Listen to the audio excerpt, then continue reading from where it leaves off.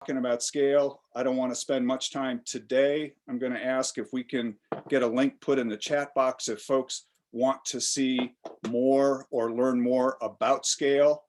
And yeah, what we're also going to do is we're going to record this, so folks who cannot participate today will have an opportunity to listen in to what goes on. So there will be opportunity. You can see now also the little recording button in the upper left-hand corner of your screen, I suspect, means that we're live and we're recording. So take a look in your chat box. You'll see the scale link. And if you ever have trouble getting or finding that site, please don't hesitate to contact the Sierra Institute. Let's go right into our first presentation. I want to thank Hugh Safford for one, his work, and two, his willingness to allow us to use this presentation. It's a pre-recorded presentation. Hugh's presented to scale before. It's great having him. It's great, even better having him live. Hugh can respond to some questions in the chat box. So if you have a question that pops up, please don't hesitate to put a question in the chat box, and Hugh may respond directly to that. So Spencer, go ahead and please launch. Hi, my name is Hugh Safford. I am the Regional Turn that up, Economist please, Spencer. for the Forest Service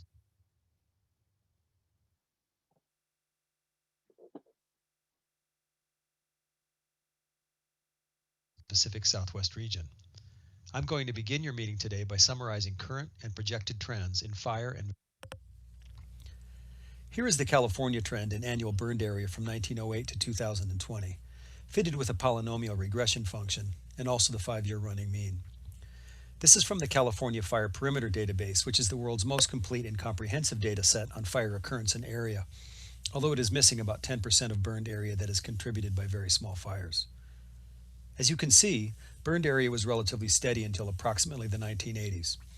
This was largely a result of federal and state policies of fire exclusion that were begun in the late 19th century in most of the state, but were most effectively implemented after 1935, when the Forest Service promulgated the 10 a.m. rule, which required district rangers to extinguish any fire on their lands by 10 a.m. the next morning. The addition of newer technologies to firefighting at about this time, such as aerial water bombers, increased availability of mechanized equipment, as well as the return of millions of young men to the U.S. after World War II, also played important roles. Here, I have telescoped the burned area data to the period 1980 to 2020, which is where most of the action is in the previous slide. The red circles represent years in which over 1 million acres burned in California. These 6 years are the only years in the full data set where the 1 million acre mark is reached. All of them have occurred since 1999. Note that 3 of the last 4 years have exceeded this mark, with 2020 reaching more than 4 million acres. When you show this graph to most people, including the media, policymakers, resource managers, and even fire managers, a common response is, "Oh my God, look at all of this fire. How can we keep California from burning up?" However, it is very important that you understand this trend in the context of California's long-term fire history.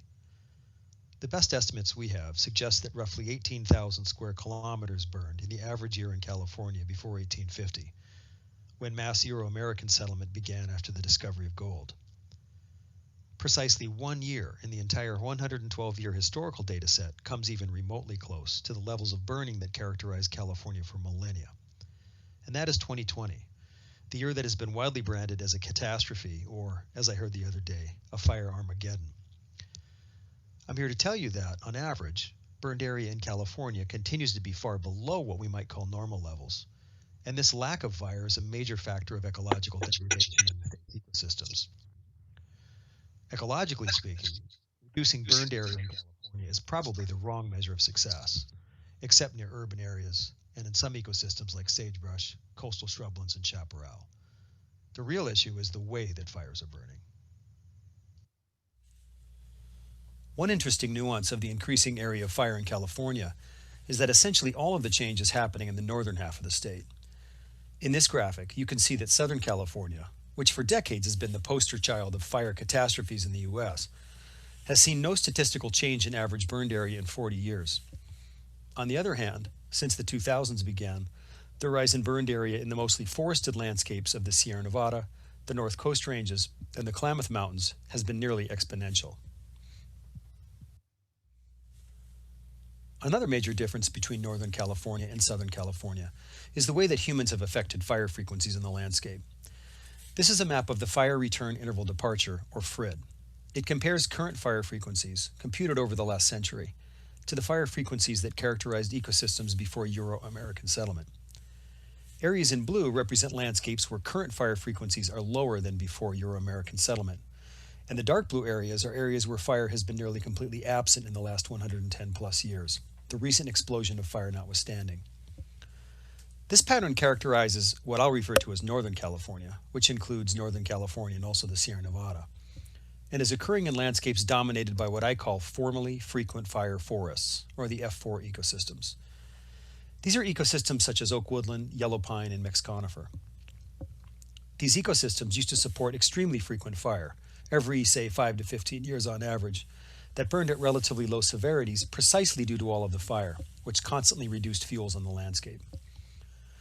Much of Southern California, on the other hand, which is what I'll call the area supporting the warm colors in the figure, is experiencing increased fire frequencies over the pre-settlement averages, due principally to high densities of people and thus high levels of anthropogenic ignitions. This pattern is also coming to characterize the Bay Area, although because there are no Forest Service lands near the Bay Area, we didn't analyze the region in this study. You'll note that there are some blue islands in Southern California. These are the Sky Island forests found principally in the San Gabriel, San Bernardino, and San Jacinto Mountains. These are essentially southern outliers of Northern California vegetation where fire exclusion from F4 ecosystems has resulted in a reduction in fire frequencies.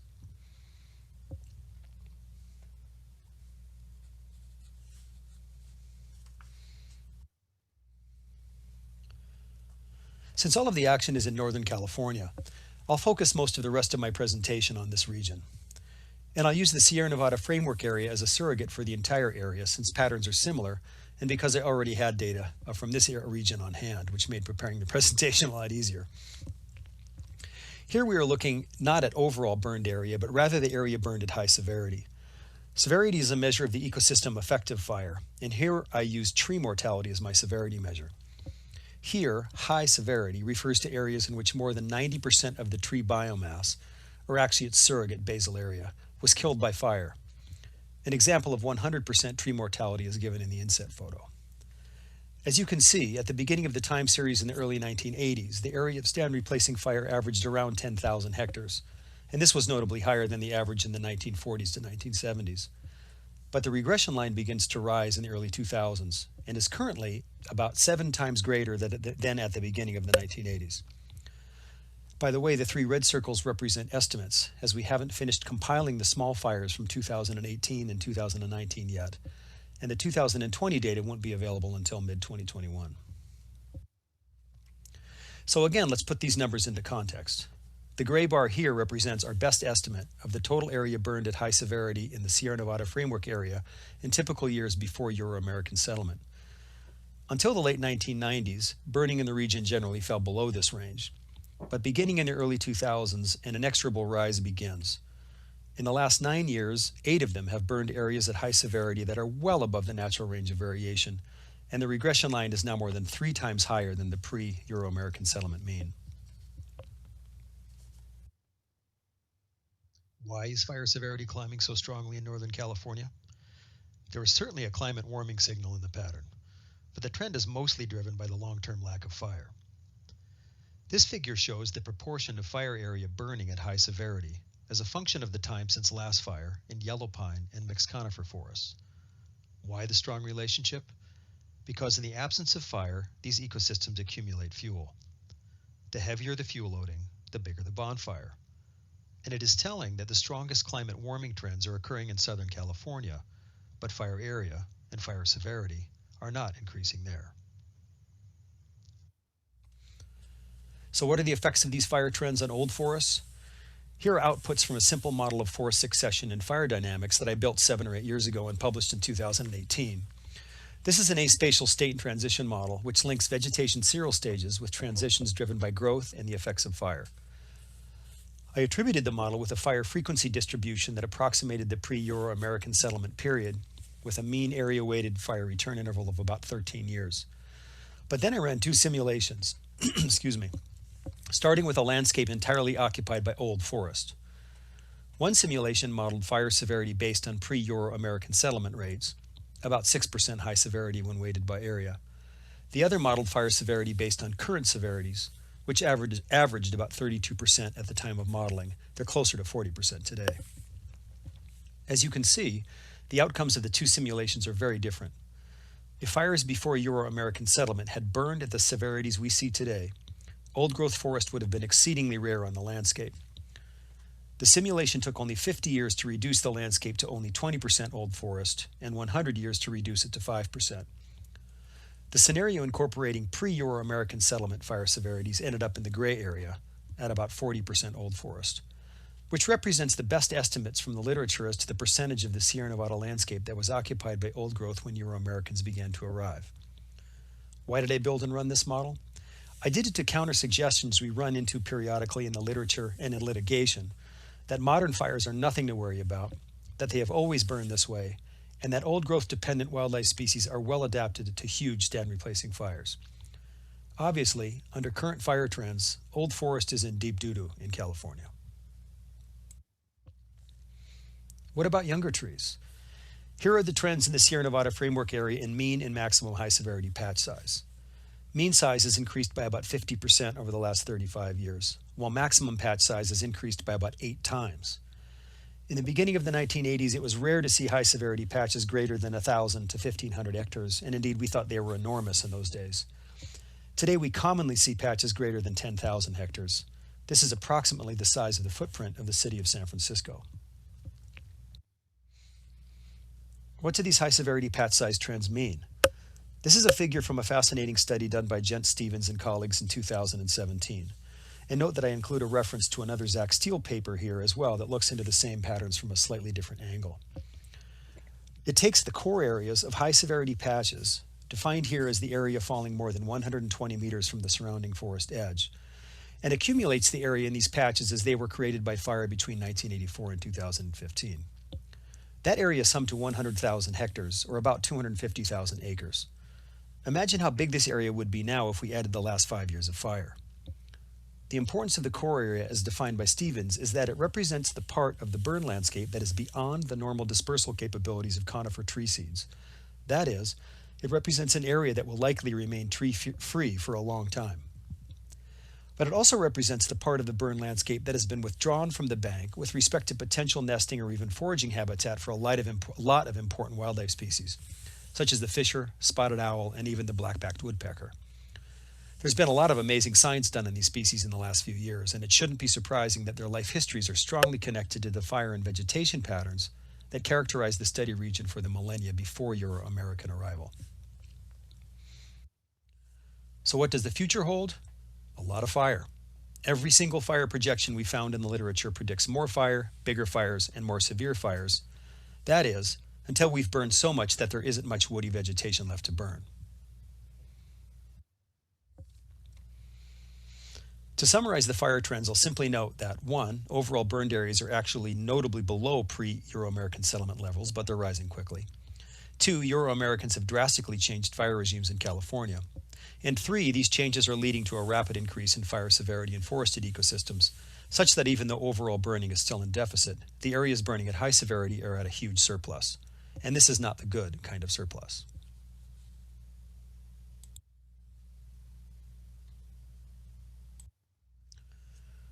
What do these fire trends mean for ecosystems? Major changes to fire regimes and their interactions with climate warming are having major consequences for ecosystems and their biota. This includes drastic changes in vegetation structure, increased drought stress and mortality, changes to growth, reproduction, and dispersal, and so on.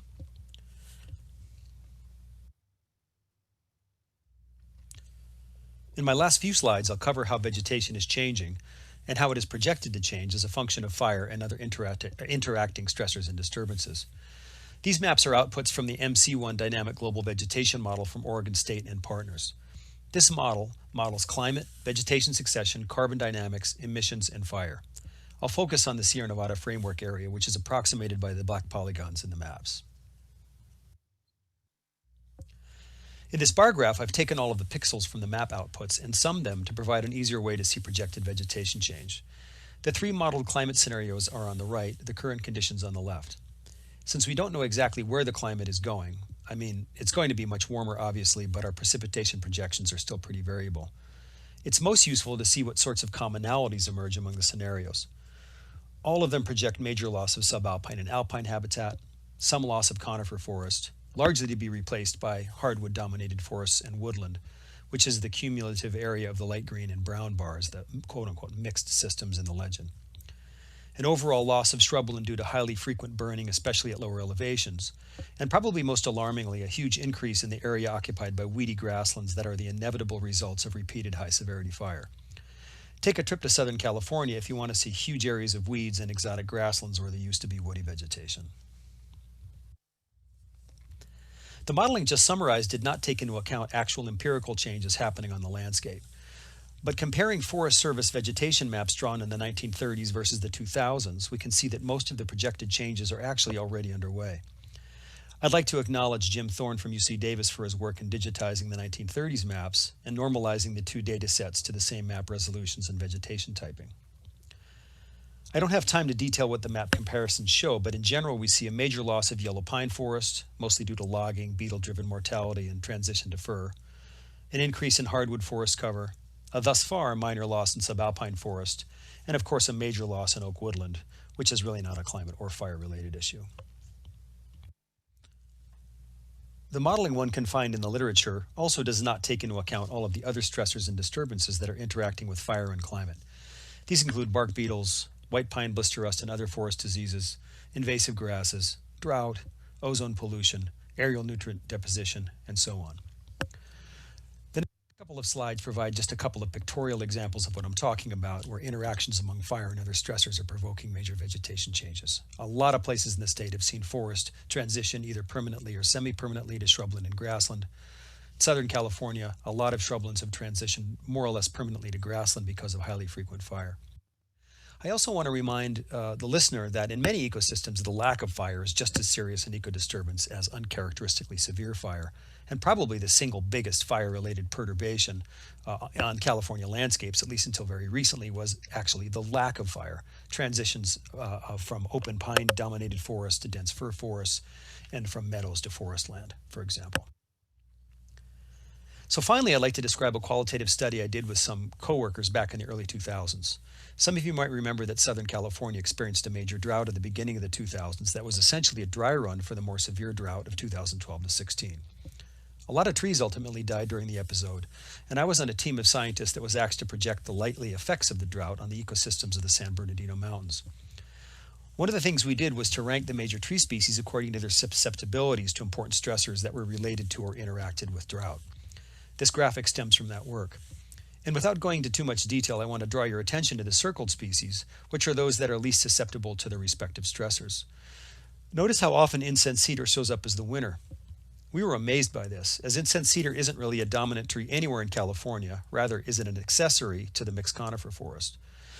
These results suggested that incense cedar might be a more dominant presence in Southern California conifer forests once these stressors had their way. Forest managers frankly thought we'd gone off the deep end, and I don't think our report ended up being used in any significant way. But today, when one drives around the landscape between Lake Arrowhead and Big Bear Lake, one is struck by the extraordinary density of incense cedar trees. Once all of its dead competitors were cut and removed from the forest or piled and burned, it emerged as a clear winner. Today, you can see similar conditions emerging in the southern Sierra Nevada as the millions of dead ponderosa and sugar pine, and increasingly white and red fir, are carted off to the mill. So current trends are not only changing forest structure and function, they are changing composition as well. In summary, fire is interacting with climate to provoke major changes in vegetation. As fire regimes continue to change and as droughts deepen, conifer regeneration is becoming progressively more difficult. If we're lucky, a lot of the landscape will succeed to hardwood-dominated forests. Novel insects and diseases moving north from Southern California or inland from the coast, such as sudden oak death or the gold-spotted oak borer, really worry me in this respect. Major structural and compositional changes are going to happen in California conifer forests, and indeed they have been well underway for a while. Many areas dominated today by conifer forest will succeed to shrublands after recurring high severity fires, whereas in other places shrublands will be lost to grassland as fire frequencies increase. Most worrying to me, it is likely that a lot of the lower elevation ecosystems currently dominated by woody vegetation will transition to grasslands dominated by exotic species. This will have huge impacts on biota and on ecosystem services. I'll leave you with a couple of graphics that are germane to the topic of the following panel discussion, and which speak to the need to restore resilient and fire-safe forests as quickly and as effectively as we can. Thanks for listening. Safford, thank you very much. Thank you for your, can folks hear me? Perfect. Okay, I'm not seeing my little box light up. So Hugh Safford is the regional ecologist with the Forest Service Pacific Southwest region. I said that he would be available for Q&A here, and he's not available at this point, but if you have any questions about his presentation, please feel free to get in touch with us, and we're happy to share those questions with him and answers. So many of these meetings end up focusing a lot on the biophysical landscape, and what is unique about Scale is its focus on collaboratives, its focus on community, and in this case, in this meeting, focused on tribal implications. Here's Hugh. Hugh is actually joining, so you can put a question up for him and he'll respond as the meeting unfolds if you have any questions. It's a sobering picture that he offers, and I don't think it's a surprise to many of you at all in terms of the implications of fire on the landscape. But again, the focus of this meeting is largely on how these fires have played out in communities, on collaboratives, affected tribes, and what it portends for the future. There's a lot of work that needs to be done. We all know that. How it goes forward is part of this conversation, and I also want to thank the speakers that are part of it, both on the panels, Randy Moore and Patrick Wright as well. So let's move on right away. Will Harling is up first, but I don't think Will has joined us yet. Will, it looks like you are on. So just Will, in time. I had some technical difficulties. You couldn't have cut it any closer. So let me just mention for the speakers, Will, great to see you. Thank you. You too. What we're doing, we're trying to move around the state, the collaboratives, and to your groups for you to share. I know it's extremely short. We're trying to reduce the time that people speak so there's at least a little opportunity for a Q&A. When you hear a bell that sounds like this, Spencer, do you have it? You're probably muted if you're ringing it, but the first bell is 1 minute left, and the second bell, which is a little bit louder so someone's not yelling at you, the second bell means you've hit the 0 point, and we're just asking you to wrap it up at that point so the other folks get a chance to speak. So Will, on to you, take it away. Thanks for being a part of it. And Will is the executive director of the Mid-Klamath Watershed Council and part of the Western Klamath Resource Partnership. Thank you. Yeah, so coming to you from far northern California, where we had two major fires this past 2020 wildfire season, the Slater fire, which you see here, coming into Happy Camp. This is what I saw showing up with our Type 6 engine for a 26-hour initial attack on the Slater fire. You know, fast forward 12 hours and that little peak in the foreground was on fire along with about 200 homes, 2 lives lost in this fire. You can go to the next slide.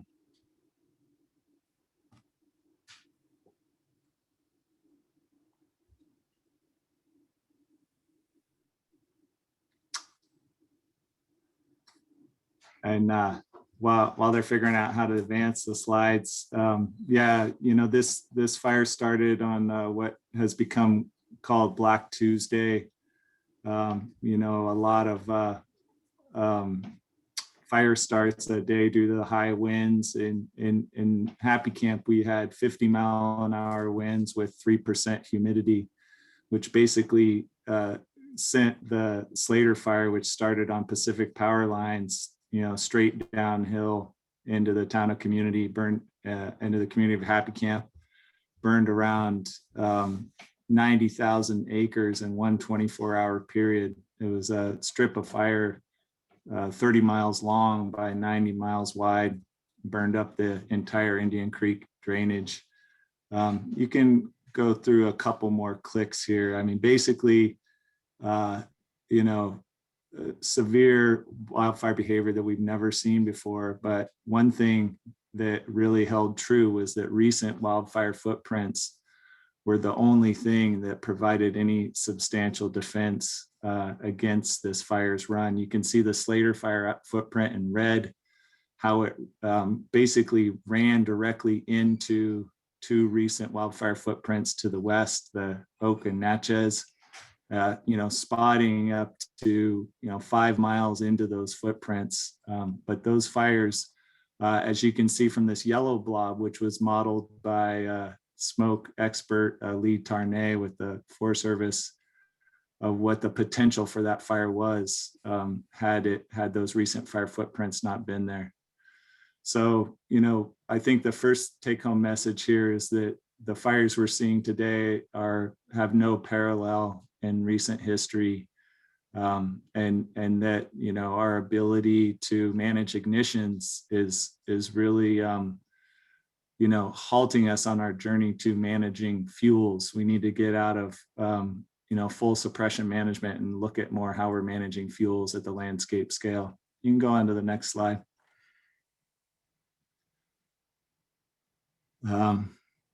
This fire was really personal for me because several people who are part of our organization, including 3 of our board members and several of our employees, had their homes lost.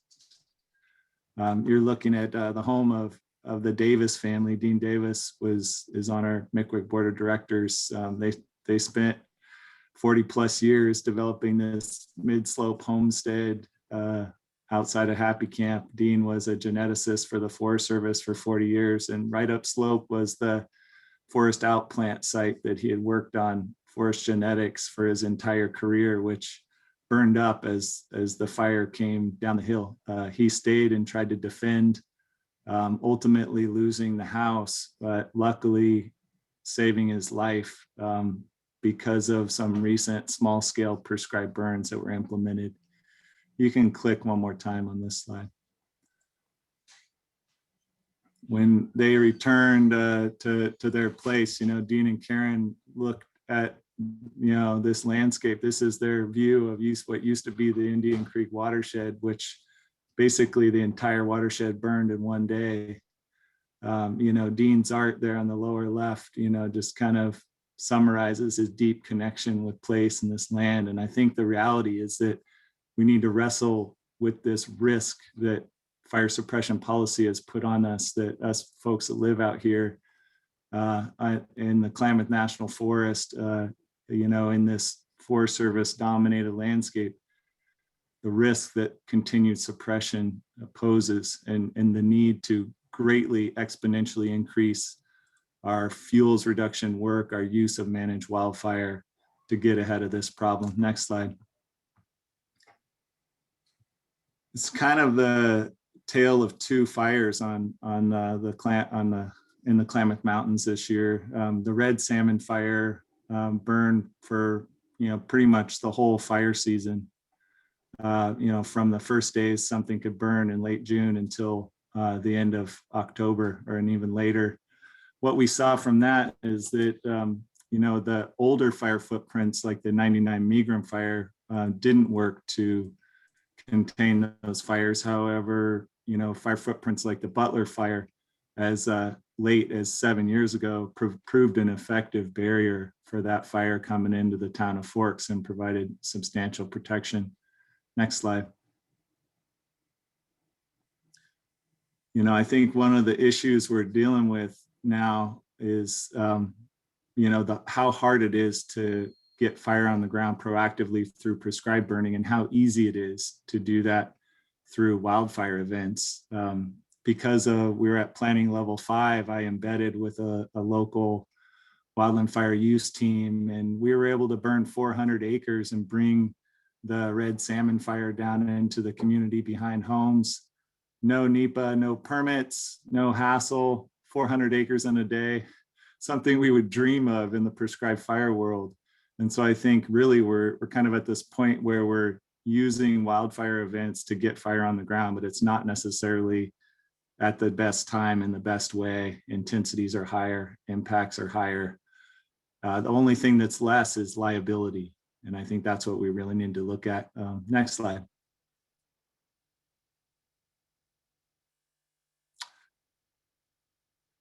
So what this looks at for me is, how we get the offense on the field and stop just dealing with the wildfire impacts. And for us, that meant, utilizing and building our local resources through the TREX and All Hands All Lands program for doing prescribed burning.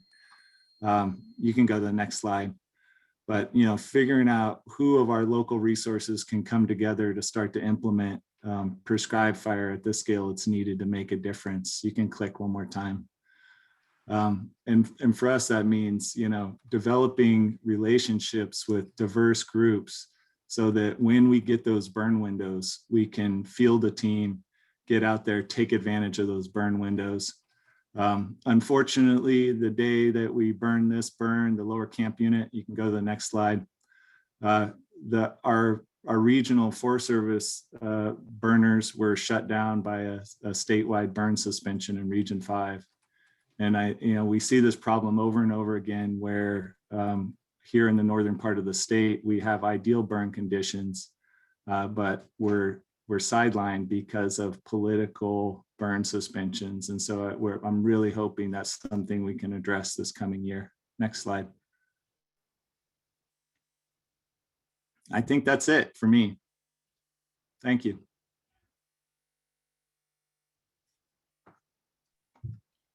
Will, thank you very much. If we have time, we'll do some questions at the end.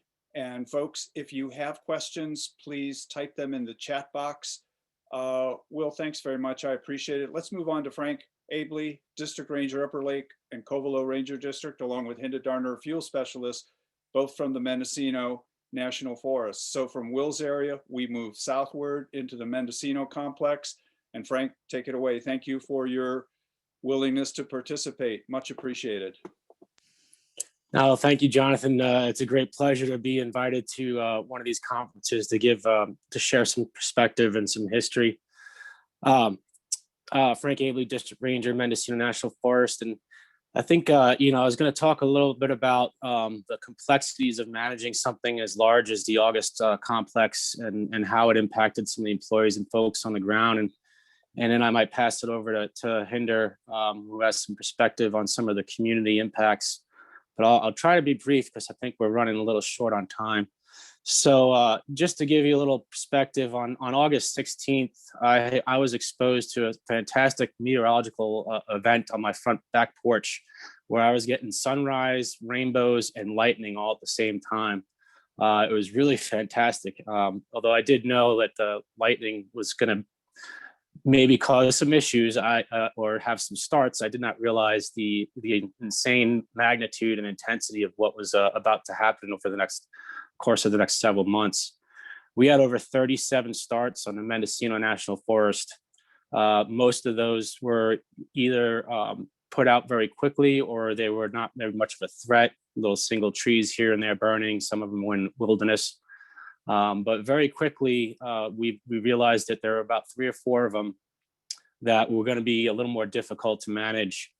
And those 3 to 4, I think it was the Hall, the Elkhorn, and I can't remember the third one, soon grew together. And by the time we called this 100% contained in November, a couple months later, it was a little over 1 million acres and burned about 97, well, let me back up. Between this August complex and the ranch fire in 2018, burned up 97% of the Mendocino National Forest at various intensities.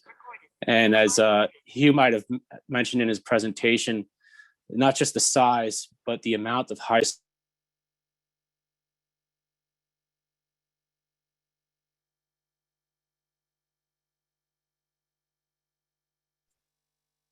Frank, we lost your audio.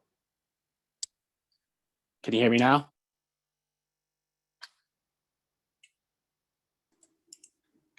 Can you hear me now? Yep, you're good. You mentioned hue and the size. Take it away from there, please. Can you hear me still? Okay.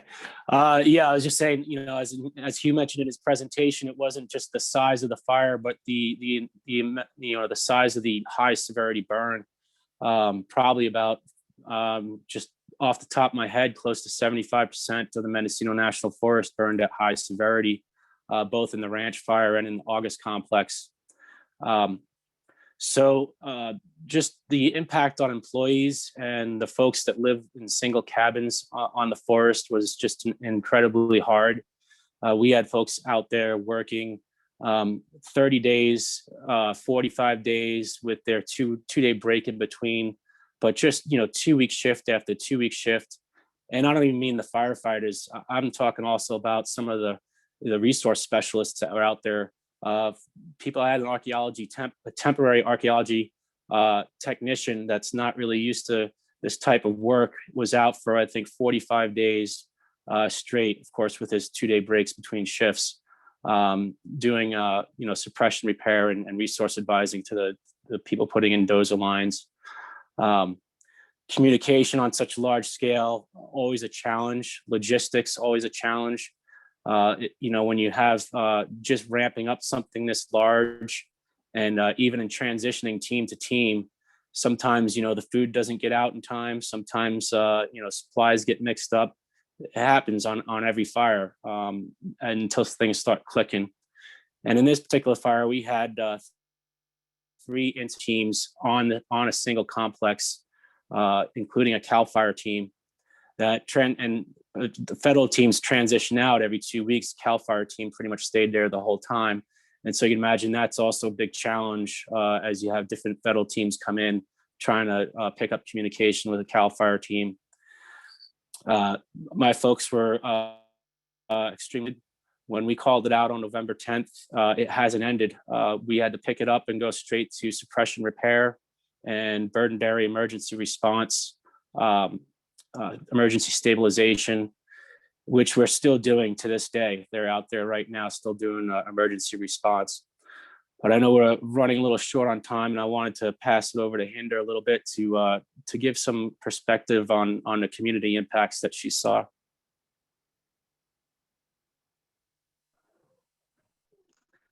Hi, good afternoon, everyone. Hinda Darner. I'm a fuels specialist on the Mendocino National Forest for the Upper Lake and Covelo Ranger districts. And during some of our interviews that Jonathan had spoken about earlier, we talked a little bit about the communities and being impacted. And I just wanted to speak a little bit from that side. I'm a Forest Service employee, but I'm also a part of the community, born and raised here in Lake County. And so the county had seen quite a bit of wildfire over the last 6 or 7 years. And then in 2018, we were hit with the ranch fire, which was part of the Mendocino complex, and quite a few homes lost there. And when the question came up about the effects of the August complex, part of me was like, everyone was not as reactive in a certain way. It's like, oh, here's another fire. But on the other hand, there was also a lot of worry. And I think I put it in terms of a little bit of like a PTSD reaction. And I had people from the community, because they knew I worked for the Forest Service, and they're like, she has to know where the fire is. And they would, get a hold of me, and they'd be like, do we need to evacuate now? Do we need to go? And so there's a lot of impact, I think, on people and their emotions, and as well when we talk about these types of fires. And so I think that's what I wanted to touch on a little bit, is that aspect of it. And then certainly the impacts on our own employees. They were very exhausted and tired throughout these last couple of years in fire seasons.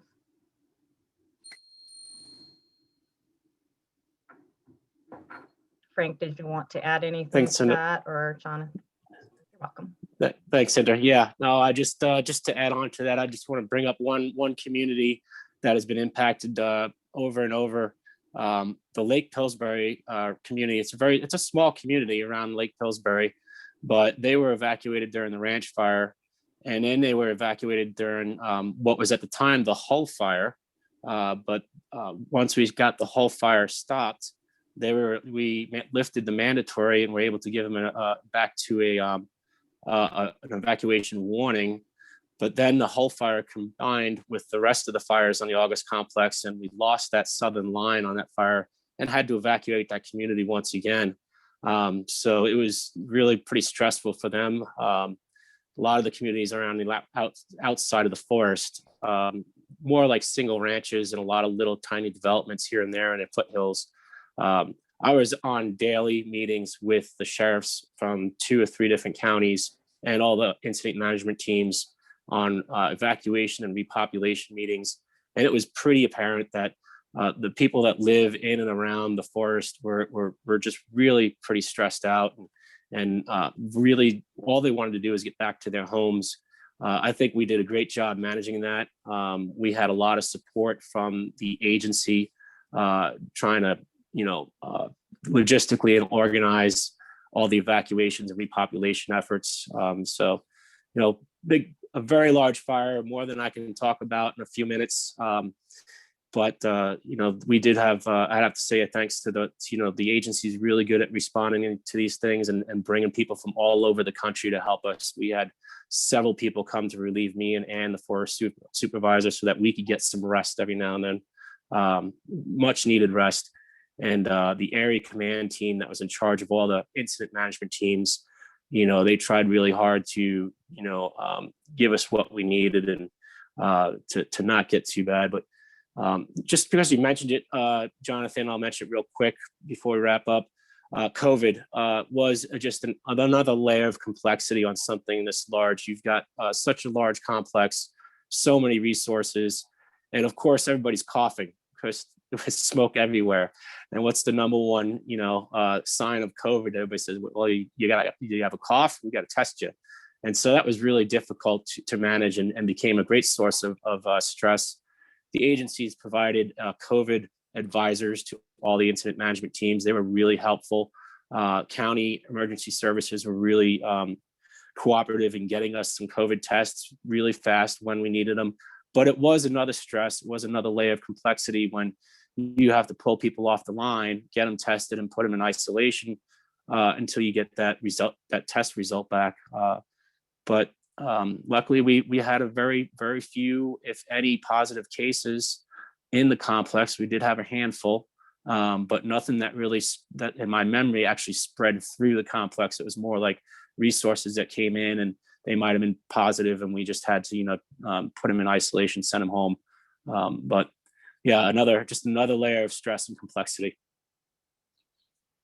So Frank, Hinda, Will, I want to thank you all. And Spencer Lockman is our timekeeper who's ringing apparently a silent bell. So nobody quite knows what the time is on this. And we'll see if we can get that bell moved to a little more, at least a place with a little better mic on it. So, but I really appreciate your sensitivity to both the timing of these and the issues that you're raising. If folks have questions for Will, Hinda, or Frank, please put them in the chat box. And since there aren't any, well, let's move on to the next panel. And we've got 5 folks, and I'm going to ask the same thing of them. When you hear the first bell, should you hear it, that means there's 1 minute left. And then the second bell means there's no time left. We shift focus from wildfire and communities, wildfire agencies. We shift just a bit. It's not as though certainly the tribes are not in both of those areas that Frank and Hinda spoke to and Will spoke to, but now we talk more directly with folks who can speak directly to some of the tribal impacts. We'll hear community impacts as well, and we will also hear landscape. It gets wrapped together, but we're trying to draw things out. Kathy McCovey, I appreciate your willingness to spend time with us. And as I said, with panelists, please take about 7 minutes, and hopefully there'll be a bell to keep you aware of the time. And we'll have questions. We'll hold them for the end, but please do put them in the chat box if you have them. Kathy, if you would go ahead and launch. Kathy, are you with us?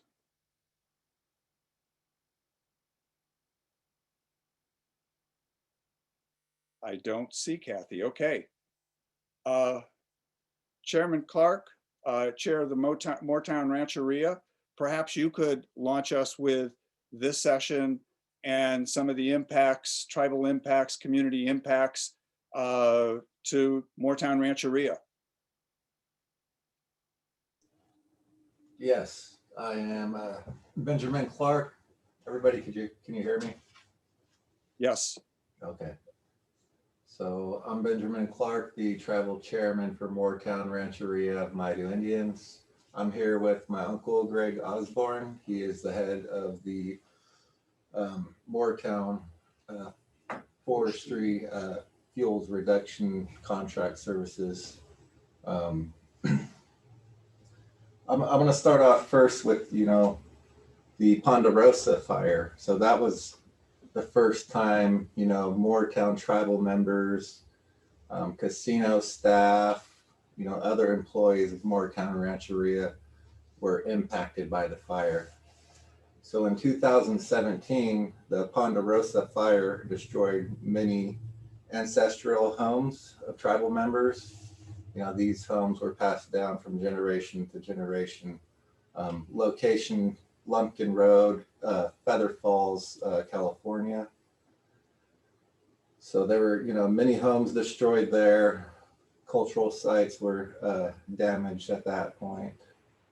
I actually, my family has a property there, and we had lost, it was actually a cabin that we had brought down from the old town of Feather Falls when it was there. So that was kind of a historic piece, So the fire came through, burnt up that. We, lost storage units with pictures and, things that are not replaceable.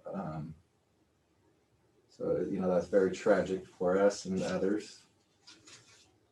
So then Moortown Rancheria tribal members, community members, employees, families, experienced the devastation at the hands of the campfire. 14 tribal member families lost their homes in that fire. 5 employees homes were lost. 85 people died. We were fortunate. We had not, suffered any loss from that fire of tribal members or employees. Moortown Rancheria established a distribution center for essential needs for those who were displaced, including bedding. We placed people in our KOA if they were able to, some people were donated trailers and things like that. Our distribution center, we had, provided people with bedding, dishes, for some people are getting FEMA homes and those sorts of things down the road, but they still needed, dishes and cookware. So through our distribution center, we were able to, provide those things. Gasoline vouchers,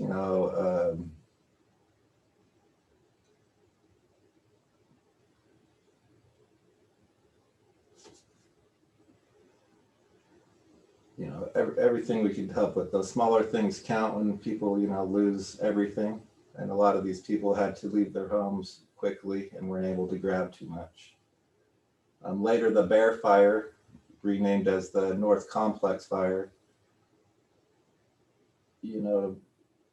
people were in the process of rebuilding, and the fire came through, and those fuels that grow back up were already getting pretty tall and pretty thick from the Ponderosa fire. So that area was again affected by this fire.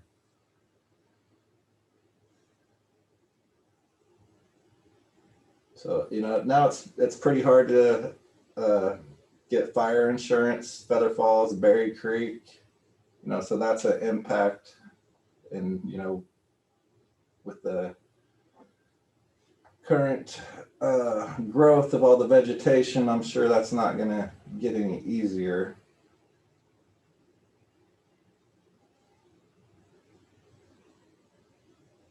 And then I wanted to touch on, also the impact of the cultural resources. Moortown did not have a site monitoring program established. And so we were seeing the need to protect our cultural sites.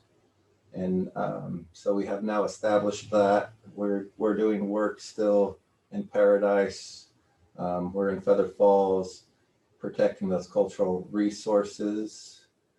Also, any burial sites and things like that, doing the best that we can to keep those things safe.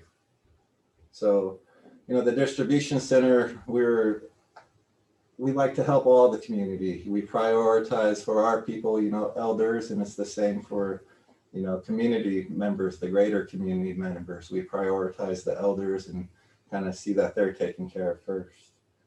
So we reached out to the other tribes in California. We obtained some donations from Redding Rancheria, Auburn Rancheria, Maidu Summit Consortium, Saboba Band of Lozano Indians, Susanville Indian Rancheria, San Manuel Band of Mission Indians, and the Bear River Rancheria. The contributions by these tribes totaled $55,000. And, it allowed us to help with those smaller items, clothing and, again, dishes and things for people. We actually donated some trailers to some of the tribal members. And I know there was some other tribes that did similar donations. Our tribe, historically, we practice traditional burns in our area. And then as the regulations tightened up on that, you just see the forest really getting brushy. When I was younger, we used to go hunting and we could walk through the woods. And now you pretty much have to crawl. But, since the fire, yeah, of course, that's a little different. It's devastating, the amount of land that was burned and all the trees. So Moortown Rancheria, we recognized for a while now that it's a need. So we had started up our fuels reduction program. And I know that in the contracts, a lot of the areas they're targeting are like, putting barriers basically in between, towns when towns are near the project sites. So I know they try to start there and get the fuels down. And so I think Greg will be able to dive into those details a little more. Thank you.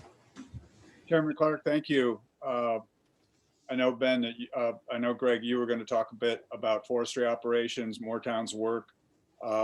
Please take it away. And again, if folks have questions, please put it in the chat box. As we know, the North Complex fire was incredibly destructive. Driven by the wind, there was no stopping that monster. The same force that took down the town of Paradise. Moortown Forestry Department was developed to provide jobs for its tribal members, but has expanded to include the two other tribes that reside in this community, Enterprise Rancheria and Berry Creek Rancheria. We now hire within the community of Oroville to provide jobs for a wide range of projects we have going on. Summer and spring, we usually employ between 20 and 25 people for the season. Projects include hand cut, hand pile with a crew size of between 8 and 15 crew members. Mastication work using heavy equipment. Hand cut grapple piling. Biomass removal using feller buncher skidders and heel booms for stacking material, skidded to the landing in big piles.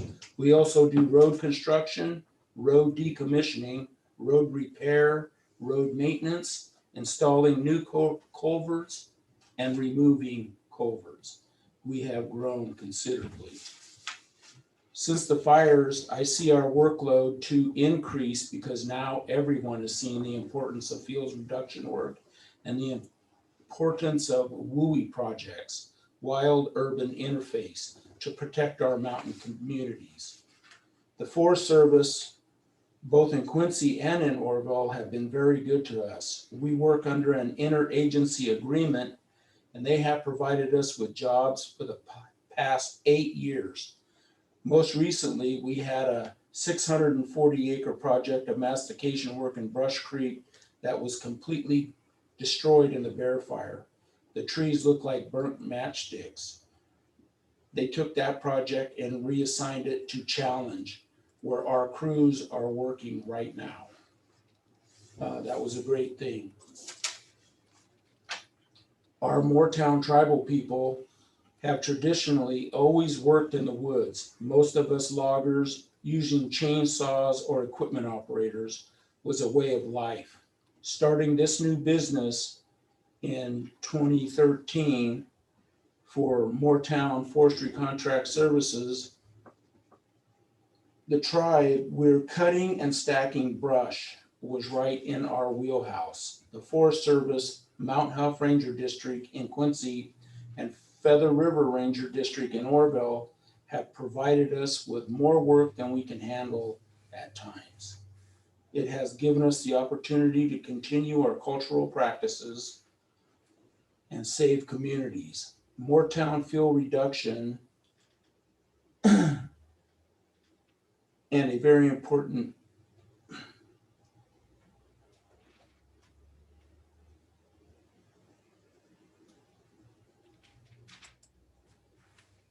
we create a fuels reduction to help save our communities. And that's all I have to say.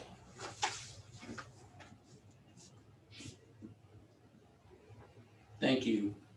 Greg, thank you very much. I appreciate it. We'll again return to questions. I'm told Kathy McCovey may still be joining us. Hopefully she will. We'll move on to Irvin Jim. Chairman Jim, if you would share with us. He is chairman of the Woodsford's Washoe Southern Band of the Washoe Tribe, board president, Intertribal Council, and a District 3 supervisor for Alpine County.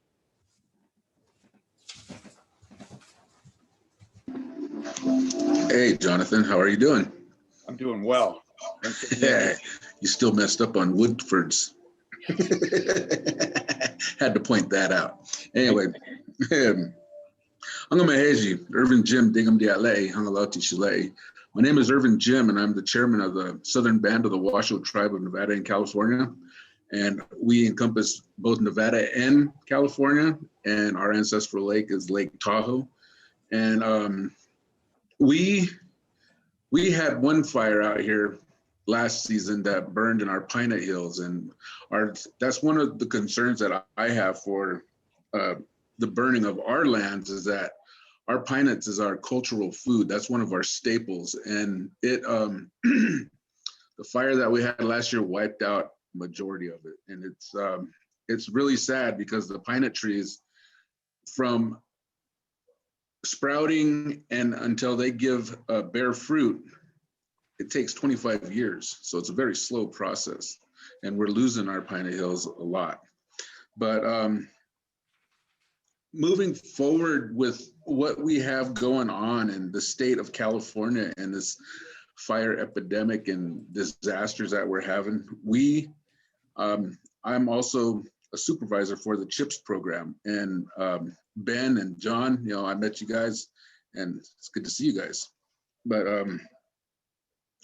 we started a year and a half ago with a group called ISHWI, and somewhere along the line, COVID kicked in, and we lost the whole process for doing what we were going to do. I mean, we were trying to get all of our tribes together and move forward with trying to get a viable workforce for our native peoples.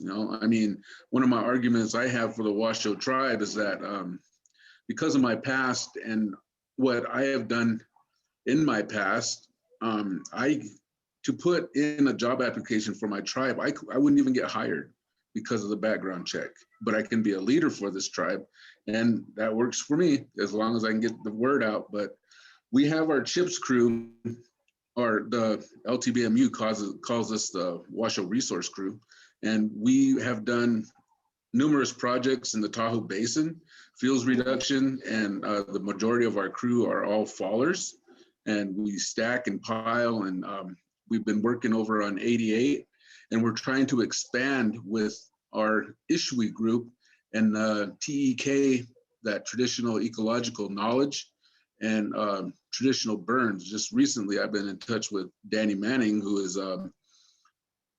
who I would like to get up here to talk to our environmental staff for the Washoe tribe, so we can start doing traditional burns up here. I mean, they don't have to be big scale. They only have, just for our cultural areas, because I believe that we as Native peoples, and I'm pretty sure the majority of all the Native tribes in California, along this in the United States too, believe that we were put in our homelands to be the caretakers of our homelands. And we are, and like many other tribes, we were kicked out by society out of, like us, for example, we were kicked out of Lake Tahoe in the 20s and 30s, and we couldn't go back in there. But now, since the CHIPS crew started, we have gotten our crew back in there, and it gives them a sense of pride of, actual working in their homelands and being the caretakers and the protectors of our homelands. So we would like to expand on that to the tribes up and down the Sierras and give them a way forward to keep this going, to keep this movement going, to be the caretakers of their homelands. And Steve Walensky, who is my fearless leader, he'll be coming on next, I think. He's the one that kind of got us going in it, and it, excuse me, looking at past practices for the forestry, the BLM, and how they viewed Native Americans, it's a sad situation, for the simple fact that they never thought that we were intelligent enough to even give them an opinion about our homelands. We were just savages, dumb Indians, and that's the sad part about it. But now look at the state of our homelands. They're burning up, and as a Washoe tribal member, we put fire on the land in Lake Tahoe. When we left Lake Tahoe in the wintertime and that first snow, we lit it up. And because we did that every year, we didn't have to worry about crowning fires. I mean, these are not the first droughts that we were experiencing in the state of California.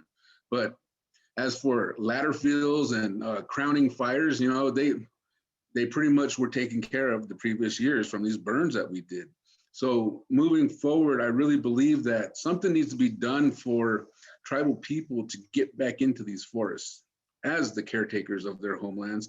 And the policies and procedures need to be rewritten so that our elders have a voice and they're validated with the knowledge that they have for putting fire on the ground. And I was on a speaker series the day before yesterday where Assemblyman Jim Wood asked about the air quality control boards, in the state of California, and he put it the way I would have put it was that, would you rather check the air index quality for 350,000 acre wildfire or for a 5-acre prescribed burn? Which is your choice?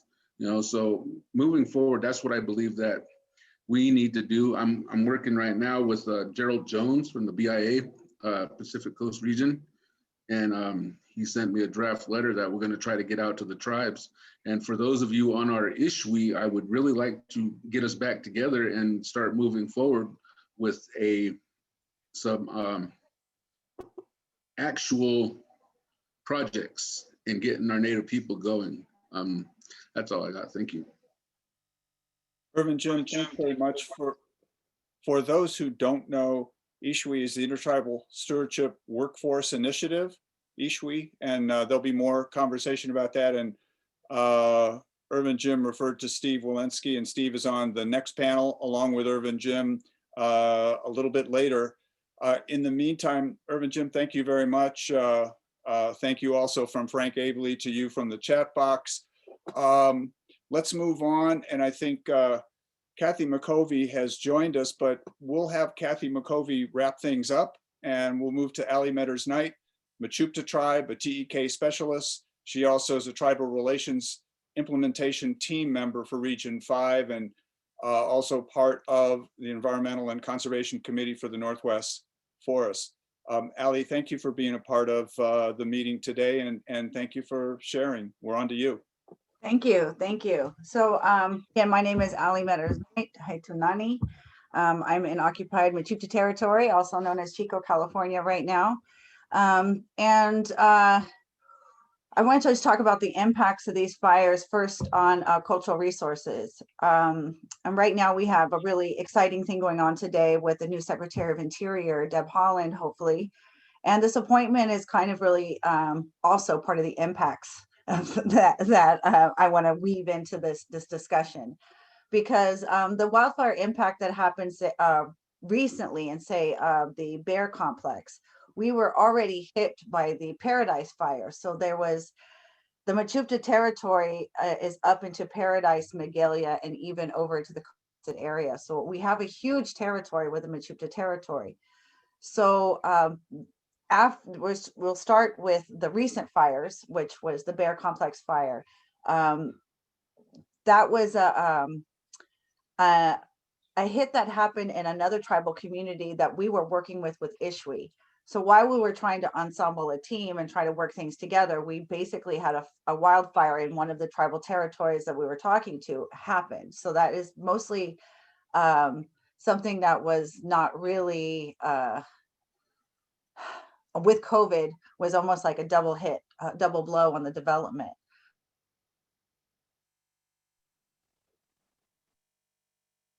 Our TEK at certain times were labeled more about our archaeological cultural sites, and we weren't really talking about our keystone species as an impact of our cultural resources when we have wildfires. But even worse was the chat about prescribed burning and the lack of fire also having an impact on our cultural resources. So we're sitting in a damned if you do and damned if you don't type situation with our cultural resources. So the discussion was really important, but we were putting together here in Mechoopda territory a strategy of workforce development using as many of the partnerships as we could accrue in our community together, not only for federal stewardship contracting, because in our county alone has 180,000 acres of federal forests. And in these forests, majority, 80% in California, are the igniters of these wildfires. So most wildfires start in these federal lands, and we have 180,000 acres in Butte County that we share with other tribal communities and territories. So in that, we've realized that this Ishwi development was a really great idea to look at. The Moortown and some of the other tribes had really strong strengths in sawyering and logging. And then there was other strengths in other tribes that were a lot more prevalent in just knowing about traditional ecological knowledge on land management. And so we all kind of tried to put together just this idea, and working with CHIPS was just the greatest fit for us to be able to get people certified. But the certification for just state certification and federal certification for forestry and state just doesn't seem to be significant enough for workforce development. So I brought into my tribe, and we have introduced and started the concept of TEK certification. And so this is a training module where we would be looking at our territory, and then even territory, we can share this knowledge about our keystone species. And so because we have so many ecological zones within our territory, these wildfires actually really do affect, as we saw on other slides, the expansion of grasslands and invasive grasses. And we're seeing a lot of that. We're seeing a lot of Scotch broom just taking over wasps of scar and burn area. And then we also have tons of replanting of non-native plants in the wrong ecological zone. And so we're almost trying, the attempt is working with this group called Paradise Restoration Group, and kind of getting information from botanists and from other land management practitioners that are non-native as well, about what are these strategies that we're using, what are the swell programs, what are all the programs that we're developing. And like Irvin said, we have to get ISHWE back together, and we have a lot more to add to it. I was hoping that we would sit on this panel and kind of get a lot more information to talk about, basically put an agenda together for the local tribes to put a workforce development together. The great thing is that weaving into what has happened is the Secretary of Interior seems willing and open to this workforce development strategy using cultural resources, not just our plants, our living cultural resources, as a means to also expedite our processes in getting these plans done. So sometimes federal laws like SB 18 state law, SB 18 and AB 52 direct all these projects, especially greenways, to have consultations with tribes. And initially these consultations were in archaeological, in spirit of archaeological cultural sites. But now we are expanding that into our cultural keystone species, which are our plants, which are some of the, and we will be identifying them also in our territory with our tribal name. For instance, we have Chakawi, which is blue oak, and that is very specific. So when we talk about Chakawi, we also do it symbiotic buddy, Thoni, which is also gray pine. And so we bring in the symbiotic relationship ideas into land restoration through TEK. So when we do restorative, we're not only doing great restoration for the ecological zones to mitigate some of these changes due to drastic, harsh fires, but also to promote healthier forests and activities. So, and also shared information. But the certification, along with the fire and with sawyering and logging, we're hoping to get this huge, I would say, training capacity, so that when we do have funding to come in to bring job corps and labor groups in that want to do the jobs, we have an agenda, we have a job, and we have a map. And so partnering with Fire Safe Council right now, we do have a Mechoopda crew of 10, and they've been trained by, and they're working under CHIPS as the employee of record.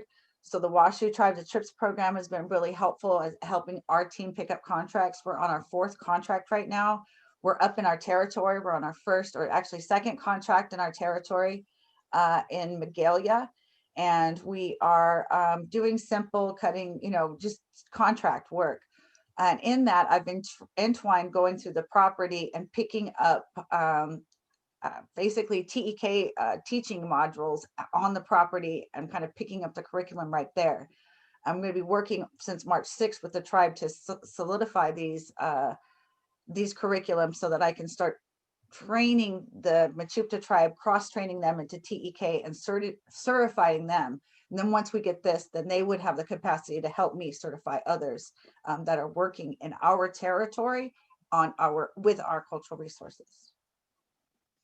Excellent, Ali. And Helen Fillmore, we'll come back to you as the first question, asking about TEK certification. Ali, I know you have a few things to say about that as well, but let's, I believe Kathy McCovey has joined us. And so, Ali, excellent. Thank you very much. I do want to mention, I think just about everybody on this call in this Zoom meeting knows CHIPS, but CHIPS, of course, is Calaveras Healthy Impact Product Solutions. And Steve will talk, Steve Walensky in the 3rd panel later, more about that, along with Irvin, Jim, and others. So, Ali, excellent. Thanks very much. Kathy McCovey, to you. Hi. Can you guys see me? Nope. Can you hear me? We can hear you. You can hear me. Well. Okay. Yeah, I tried to, excuse me, do a shared screen. How do I get my picture up there? Okay, I guess I won't. So, looks on you guys' faces really funny. Okay, so we're talking about how, when you called me, that how the fires have affected our tribe and culture. I just want to get on the same plane as starting of your conversation. So Kathy, yes, please, if you can share some of the impacts that that you shared with us in terms of the fires, your role even, but also as somebody communicating with some of the communities, as well as doing a crosswalk to the agencies. But the focus, what are some of the tribal impacts that you saw and experienced from the 2020 fires, and the link to previous, as a lot of folks have talked about? Well, for the impacts, I worked as a cultural resource advisor hired by the U.S. Forest Service, and I worked for the Karuk tribe under a memorandum of understanding. So before the Slater fire happened, which is the Happy Camp fire, I was working down on the Red Salmon fire. And that's in Karuk territory. So what happens up there is that when a fire lightning strike hits, it hits up on those higher peaks. And the higher peaks, specifically around, it was basically on Salmon River in Northern California.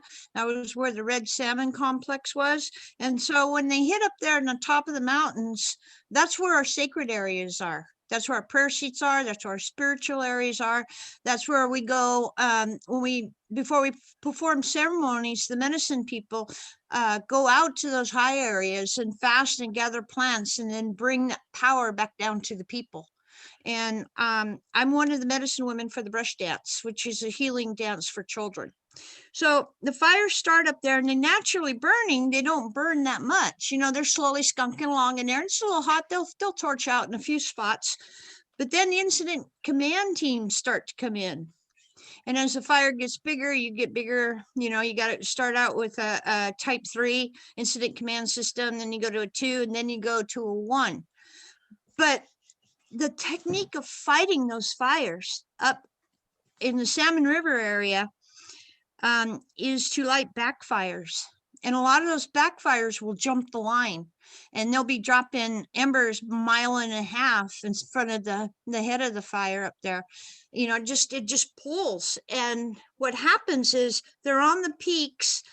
It's just straight, steep country. You could look right down to the drainages. Those people who live, the Karuk people and the Kahunaminu, I can never pronounce that real good. I apologize for that. Those are the people, the tribal people that live up at the forks of the Salmon. And they've been seeing a technique of fighting fires up there that they are starting to protest again. They don't even want to see firefighters come in there, because what happens is they'll start burning up at the top of the peaks up there in our cultural areas. And if the fire jumps, then they're about another couple miles ahead of the fire punching in cat line. Then about 3 o'clock, they'll send that drone over. It'll start dropping fire into the perimeters of that red, for example, the Red Salmon fire. It was actually 2 fires that burned into 1. But there's not a lot of control. That Native people don't feel that you have a lot of control with your fire, with dropping them out of those, what do they call those? Drones. So the pattern for them and that people in that area is fire, fire, fire, all the way down from the top down to the river corridor. Then the firefighters often show up at the river corridor and light the fire at the bottom from the river corridor and let it burn up. And people in the Forks of the Salmon area on the Salmon River, they are tired of that type of supposed management. It kills the animals. It burns up all the timber. It burns up all the resources, because these are hot fires and they're burning in August. And, you know, they keep putting fire to it, fire to it. It's just like a great big mixing bowl. I had a Karuk tribal member who's a good friend of mine, and he worked for the Tahoe Hot Shots. And if you know fires, Tahoe Hot Shots are among the elite crews. And his name was Rick Cal, and he was made it superintendent. Rick Cal, when I first saw him, and he started his career in the 80s, he was like, yeah, this needs to burn. We need to burn this stuff. But after so many years of burning so hot and burning everything, last time I saw Rick when he retired, he looked at me and he goes, we burnt up so much. It was so sad what happened. but some people still have that mindset. So I can't pick out just one or two things because everything gets affected.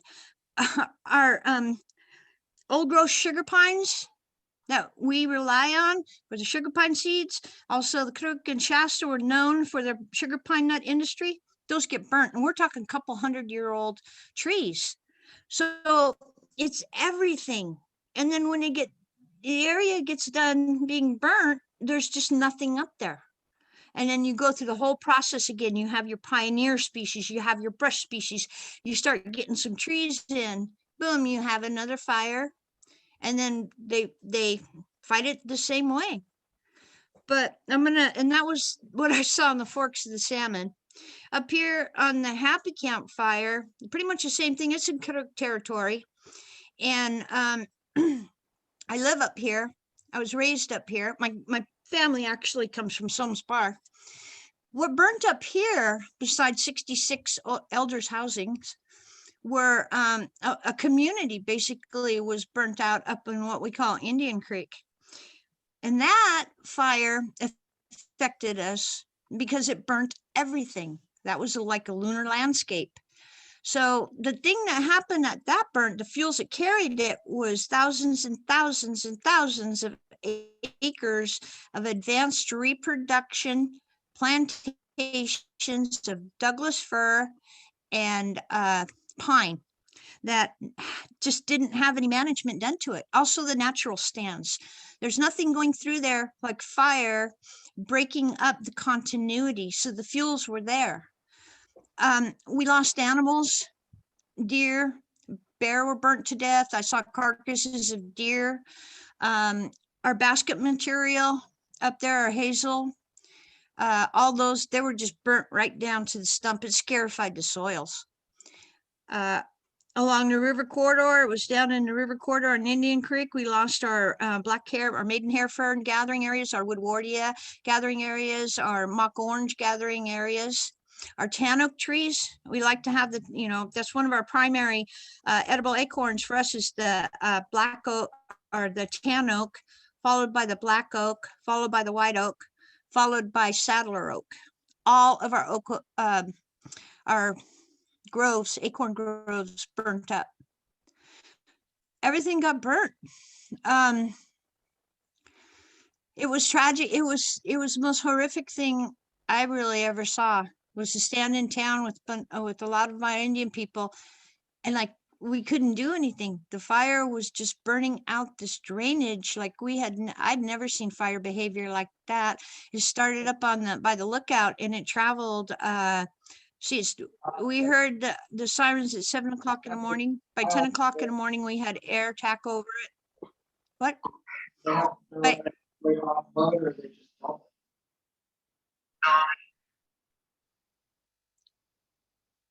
Kathy, go ahead and anyway, I think somebody else. 10 o'clock in the morning, I'm making sure 10 o'clock in the morning we had, okay, so this fire started at 10 o'clock in the morning. We had a couple drops of borate on the communications up on the hill at the lookout, save that.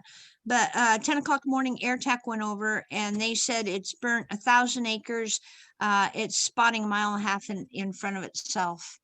And so it was, sometimes I can't even find the words to explain what I saw. But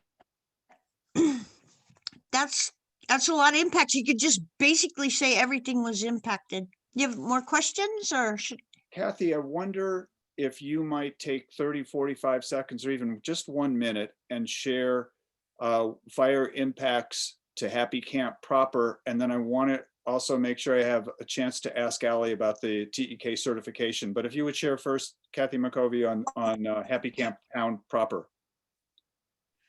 Well, in Happy Camp itself, besides being shut down for 3 weeks, it almost got into the tribal housing. It actually did burn down 1, 2, 3, 4 of our tribal houses up on the hill that was closest to the forest area. People lost their homes. It'll be 4 years before we settle with the power company. We had to sue the power company. And people were traumatized. There's no work around here, so people are poor anyway, and a lot of people couldn't have insurance on their houses because there's just it's high, and we are in a fire prone area, so there was no insurance on most of the elders houses. And so when they burnt down, now they're all living in trailers around town, and there's a lot of homeless people now too. A lot of the tribal people don't have places to go gather or hunt anymore. Hunting is really important to us. We usually like to have 2 deer in the freezer for the family. There are no deer anymore. The animals are gone. The birds are gone. So I don't want to take up too much time, but it is an impact. It's still having an impact on us, and it will for years. Kathy McCovey, thank you Okay. very much. I appreciate it if you can hang in for a moment. There may be some additional questions, but I want to Sure. ask this question first of Ali, and if any others on this panel want to comment. The TEK certification question was about expanding on the TEK certification. Would this be a tool used in the contracting process to ensure work crews have the experience and knowledge needed for protecting and enhancing local keystone species and forestry work, or something else? Definitely. It is about the contracting process and being able to add a component to that for the guarantee, at least the stamp of guarantee that the training took place, that there was an inclusive training on not only the training that the state has for forestry, but also the tribe in that territory also has a key component of training as well. And I think it's essential that these agreements that are made through forestry and through the Secretary of Interior, I believe this will be a very open and received opportunity, because a lot of the USDA forestry contracting that comes through stewardship has this partnership component to it. And the best basis for a partnership is to cross train each other. And so this is an opportunity to offer cross training and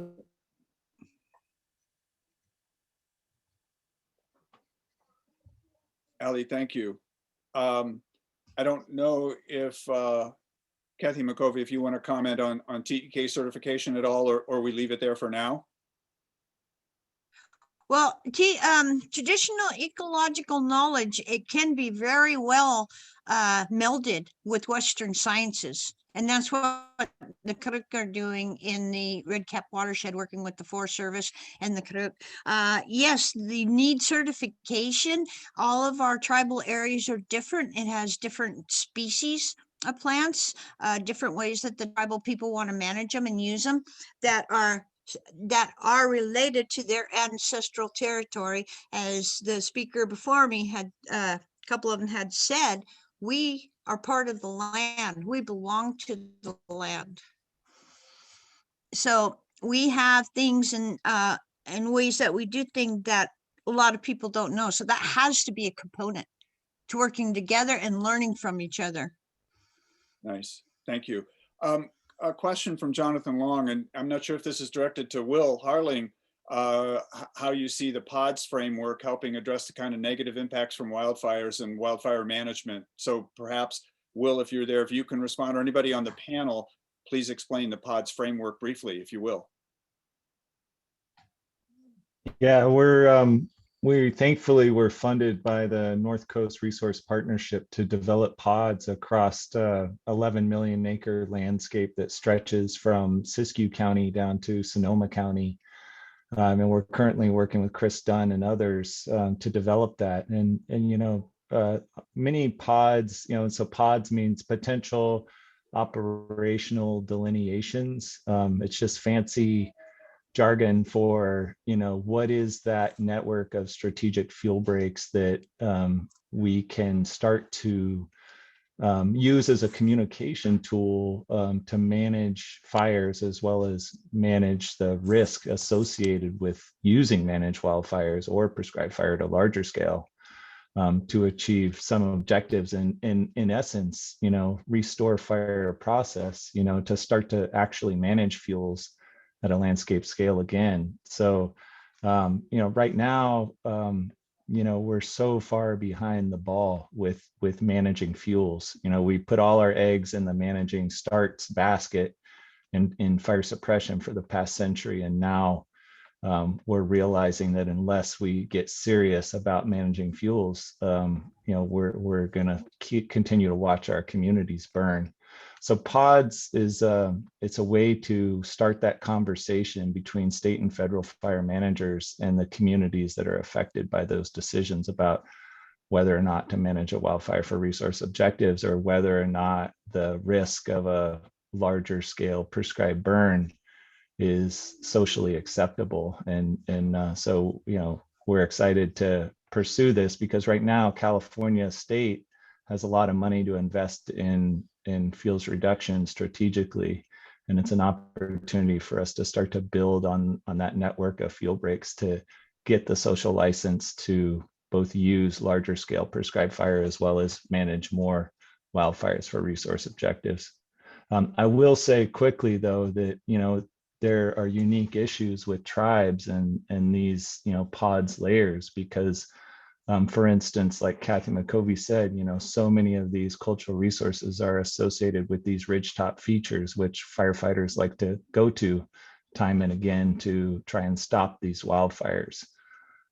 For instance, on the Red Salmon Complex, we spent probably $20 million putting a 40-mile long fire line through the past Indian Rocks and across Devil's Backbone, from Cutter Lands into Hoopa Lands, and on one day, that all those lines all breached in one event. And if you look at the pods, it says there's a 10 to 15% chance that those lines would even be effective. And so I think it can be used as a tool to start to help us focus that spending during wildfires where it can make the most difference in the WUI, and start to restore fire process in the high country. Will, thank you. Jonathan Long, thank you for the question. That's perhaps a great segue in terms of federal, state, and partnerships with some of the groups and with the tribes. Patrick, I know we'll be speaking to some of the opportunity that exists at the end of our session today. But in the meantime, Randy Moore from the Forest Service is up. But before he starts, let me just say, Kathy McCovey, Ben Clark, Greg Osborne, Irvin Jim, Ali Metters Knight, thanks very much. We appreciate your participation, and we will look forward to more in ISHWE and scale and so forth. And thank you for your work. Let's move on to Randy Moore, Regional Forester with the Forest Service Pacific Southwest region. And Randy has been the Regional Forester for, doesn't seem like it's been this long, but since 2007. Do I have that right, Randy? You have it correct. Welcome. Thank you for making time today. And thank you for your willingness to at least forego some of your regional leadership team meeting to join the group today. Important, and thanks. Great. Well, this is important too. And thanks, Jonathan. And I also just, I've been on since it started, and it's just a really good topic. It's really informative. So I'm also learning a lot as I sit here and listen. And so what I really want to talk a little bit about, I'll start high and I'll work my way down. And I don't know if we'll have time for some questions or if there's some things to be in a chat pod.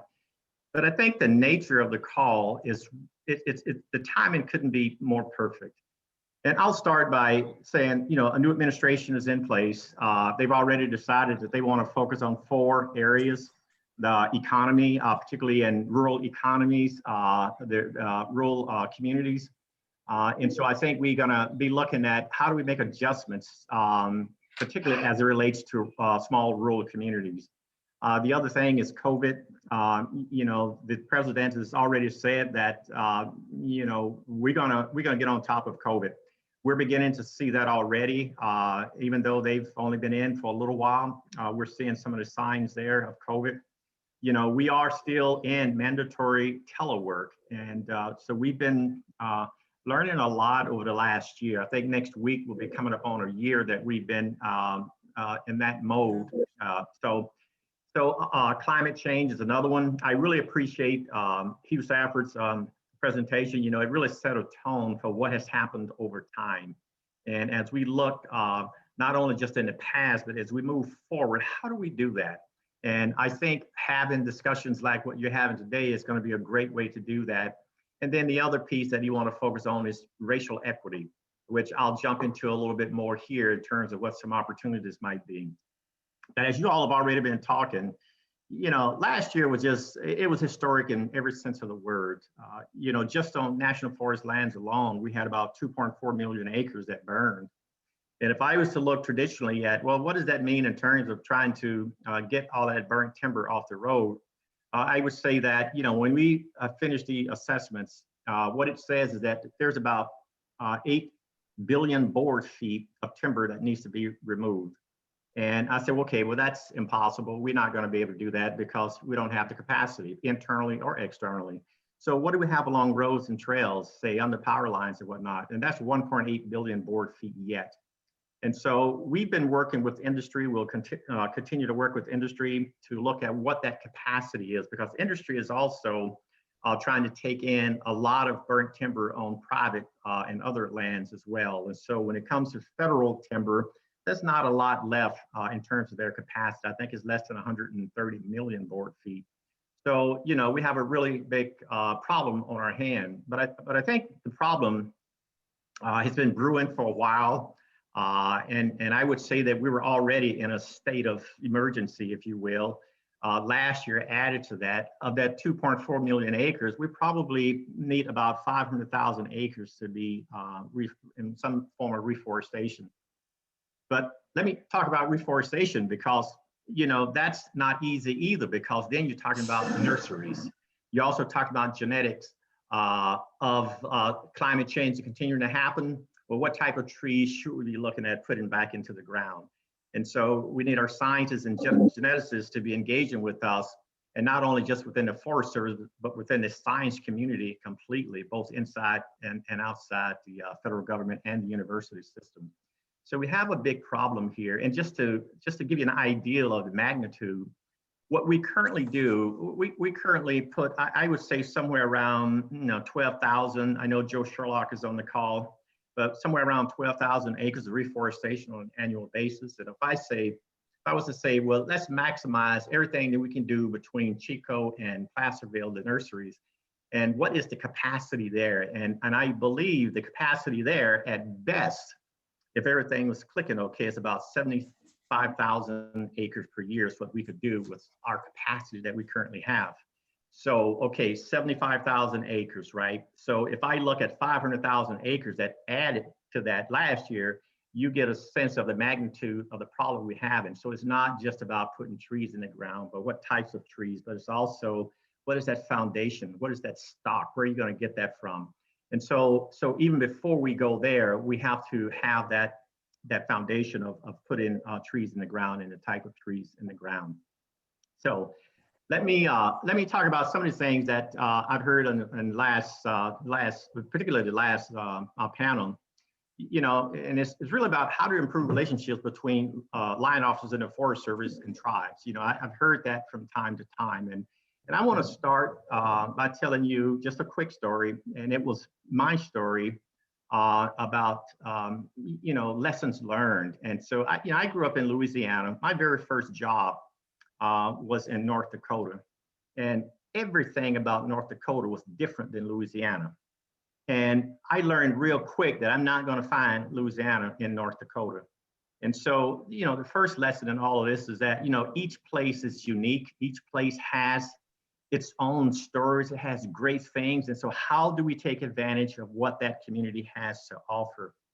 And relationships are important. So I remember sitting on the hood of the truck out in the field one day with my boss, and my boss was a smart guy. And I would say that I almost loved him. And we were sitting there eating lunch one day, and, you know, he nice guy, you know, and he said it in the nicest way. But, you know, he said, Randy, he said, you know, if it was left up to me, I wouldn't even have hired you to work here. Now, if I didn't almost love that guy, I probably would have just kept quiet and walked away, thinking that he didn't care to have me there working for him.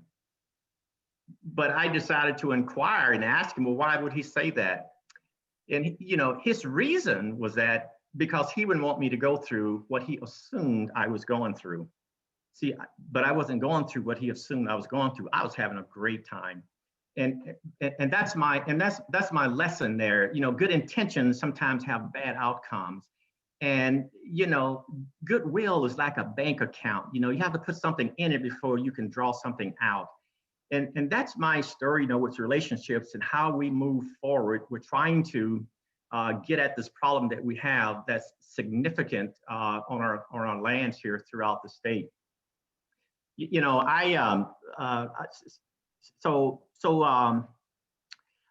I want to talk about really is having some type, if you all are okay with it, some type of a conference, particularly with tribes, but not inclusive of tribes, on a government-to-government basis, even with the tribes. But in the same with some participation in forest management, you know, how do we begin to improve this relationship?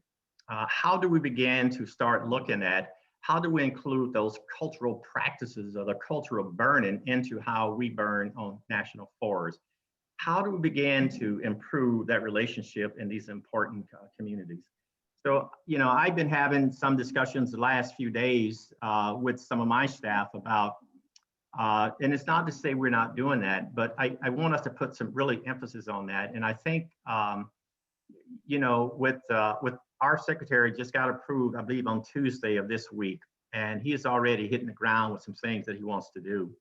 And so we want to be able to talk about in California, where we are trying to renew, in some places even start a relationship with tribes.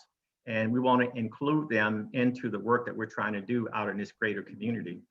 And so I'm gonna leave that on the table. I'm really interested in working with the tribes. Rowena Yago is on the call with us. If you're interested in that, let's kind of work it through Rowena so we can kind of get it organized. And I don't have an agenda. I would look for you all with Rowena and others to put an agenda together to look at some things that we can try and get done. There's no reason we couldn't look at training and certification, including basic firefighting, getting your red card quals up to speed. And I'm willing to do that with the greater community, because what we have said is that if we're going to make a difference out on those landscapes, we have to really do a lot more than what we're currently doing on these forests that we're trying to manage. And so I'm really interested in trying to increase bringing the community into what we do. The collaboratives have been a great way to bring people in the community together to start looking at and deciding collectively and together about what needs to happen out there, first of all, and then how best to go about making that happen. Now, we do have some authorities that I think is going to lend itself to what we want to try to get done. The Good Neighbor Agreement is one of those, and don't know if you're aware of this or not, but the tribes and the counties was added to states as potential partners. And so I think that that's going to create a lot of opportunities there. We have the shared stewardship agreements and stewardship agreements and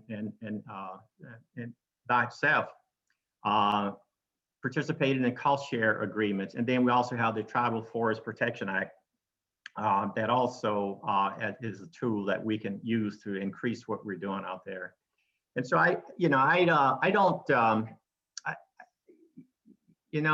Jonathan, that in and of itself, I would like to get some feedback on, and I'm not sure how best to do that. But one thing that we want to mention is that, we have aligned ourselves with the state. The chief and I signed a shared stewardship agreement with the governor, and that's an agreement where we said that we want to together treat 1 million acres a year. And so if we're going to get up to 1 million acres a year by 2025, how do we begin to set the foundation for getting at that? A lot of our lands, before we can put prescribed fire on them, we have to really go out and do some mechanical treatments, whether it's thinning or whatnot, to prepare that land to receive a fire. And so, I here again, I want to challenge this community and this collaborative to help us work towards some kind of solutions. And I know that scale is pretty big. David Griffith, I see you over on the other end, Eastern Sierras. It's good to see you on this call with scale. Steve Walensky, it's always good to see you. So how can we create something and duplicate it across the state? I want you to know that the Forest Service is really serious about trying to expand and increase the number of acres, and get those in some type of a manageable condition. Because as some of you, Kathy, I believe you were one, as you talk about the damage and the devastation that these fires are causing, it's untenable. And we're better than this, and we have to be better than this. And so how do we put differences aside, sit down, and start looking at this? Is looking at large landscapes the right way to go? And if looking at large landscapes the right way to go, what can we do to help facilitate that? We've started it's kind of a project now. It's over on the Stanislaus, and it's looking at, we call it scenario planning, but for lack of a better word, is really looking at a landscape and looking at the different scenarios that you could implement in terms of management. And then you could do the analysis on the implications of that prescribed management action. And so we want to try to maybe start that throughout the state, but we had to start somewhere, and we just picked the Stanislaus. And so maybe Peter Stein, who is a PSW, can come and give an overview or presentation to this group or some portion of this group to talk about what it is and what it's not. And so the collaboratives and others can decide if they want to start looking at using that as a tool to begin. So I'll leave it there. Jonathan, I don't know if it's in the cards to have or to take a few questions or comments, and maybe I could be responsive to those. Absolutely. Randy, thank you for your words. I appreciate your thoughts and your response to comments some of the folks have made. And some questions are coming in. I think we'll put one in very early on. And so maybe we'll start with that. And it's interesting how he phrased it. And Randy, let me also say, we have another scale meeting in a few months, and we can dedicate time and energy to helping advance the search and respond to your questions and the challenge that I thought I heard. So I know that the groups are happy to engage to advance that thinking. But let me go to Will's question, and it is, how can we support the Forest Service getting their quote unquote offense on the field? So much of their staffing and resources are devoted to fire suppression and fire salvage. How do we get ahead of the fire next time? So there's a couple questions in there. I'll let you sort of take them on. Yeah, it's interesting. Thanks for the question too. It's really interesting, when we talk about fires, let's start from what we think we know as facts. Let me just address last year. Last year, what made it so tough is that we were trying to respond to about a little over 600 fires at one time. And that we were just overwhelmed by that. And so the fires that we could not get to, it was a bunch of small fires that grew into large fires. And that's why you had those big mega fires, because there were so many on the landscape from lightning drops that we just couldn't respond to all of them. And I'm talking about not just the Forest Service, Cal Fire as well. It was just a significant number.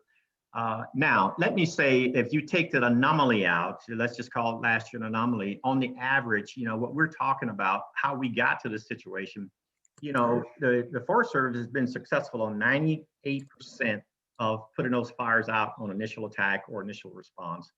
And so the damage that we're talking about here is on the 2% that get away.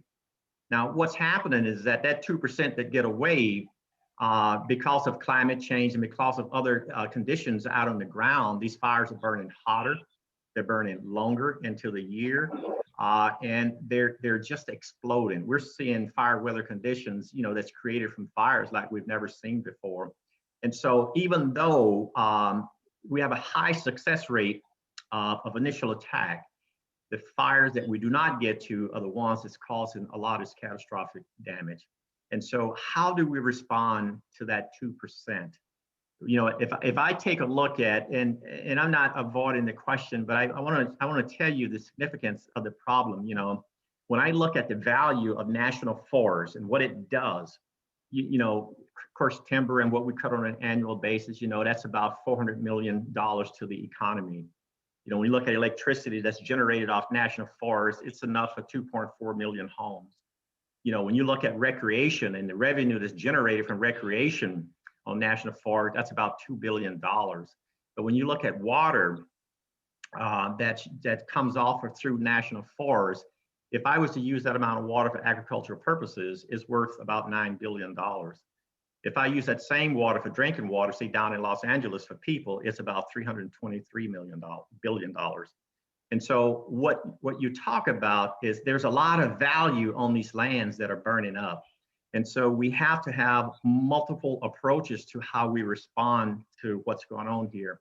Why aren't we having relationships and partnerships with these urban areas that use the drinking water from these rural areas? Why aren't they contributing to jobs in these small rural communities? Because they're so dependent on the resources that's flowing out of there. And so that's one piece what we have to look at doing. The other thing too, though, what I'm so happy to see on the conservation finance, we're beginning to see a lot of new things taking place here. Sherry Reckler, I see you on here from Forest Service. Maybe sometime she can give you a brief, and her and Jason Cole, on what's going on around conservation finance. But you all may have been aware that Tahoe Uber Authority just committed $6 million to trying to do restoration work. You know, National Fish and Wildlife Foundation, National Forest Foundation, Coca-Cola, a lot of those companies are prepared and interested in investing in some of these lands. And so how do we facilitate or convene people in the communities to start having conversations with some of these non-traditional people who has an interest and who has been using resources that come off these lands that are in these communities that are burning up?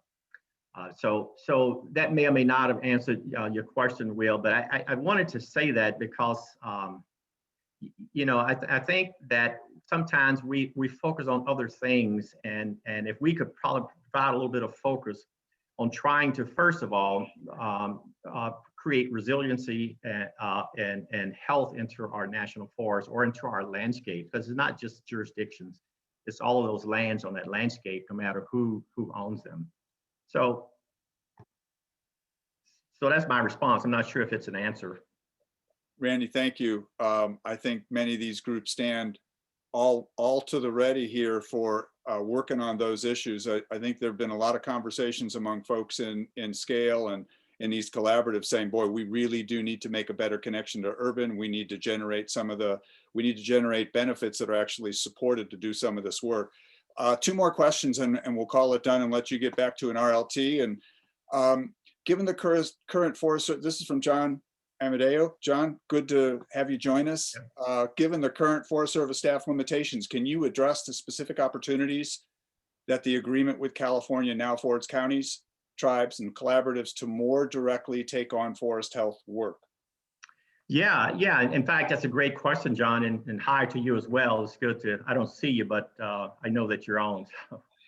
I think that's what we're trying to get at now. And that was my whole purpose for wanting to come on and be a part of what you got going here, Jonathan, is to look at, you know, what can we do together? You know, I want to say that I want to kind of move the Forest Service away from how we have traditionally been doing our business, you know, because, and for lack of a better word, I'll try and explain, you know, normally, you know, we would sit inside internally and we would decide what needs to happen on that landscape, you know, and then we go out with our public involvement and say, well, what do you think about what we think?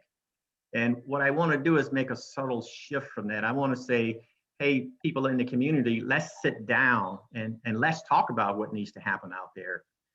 And then also let's talk about how best to go about using all of the resources in the communities to make that happen.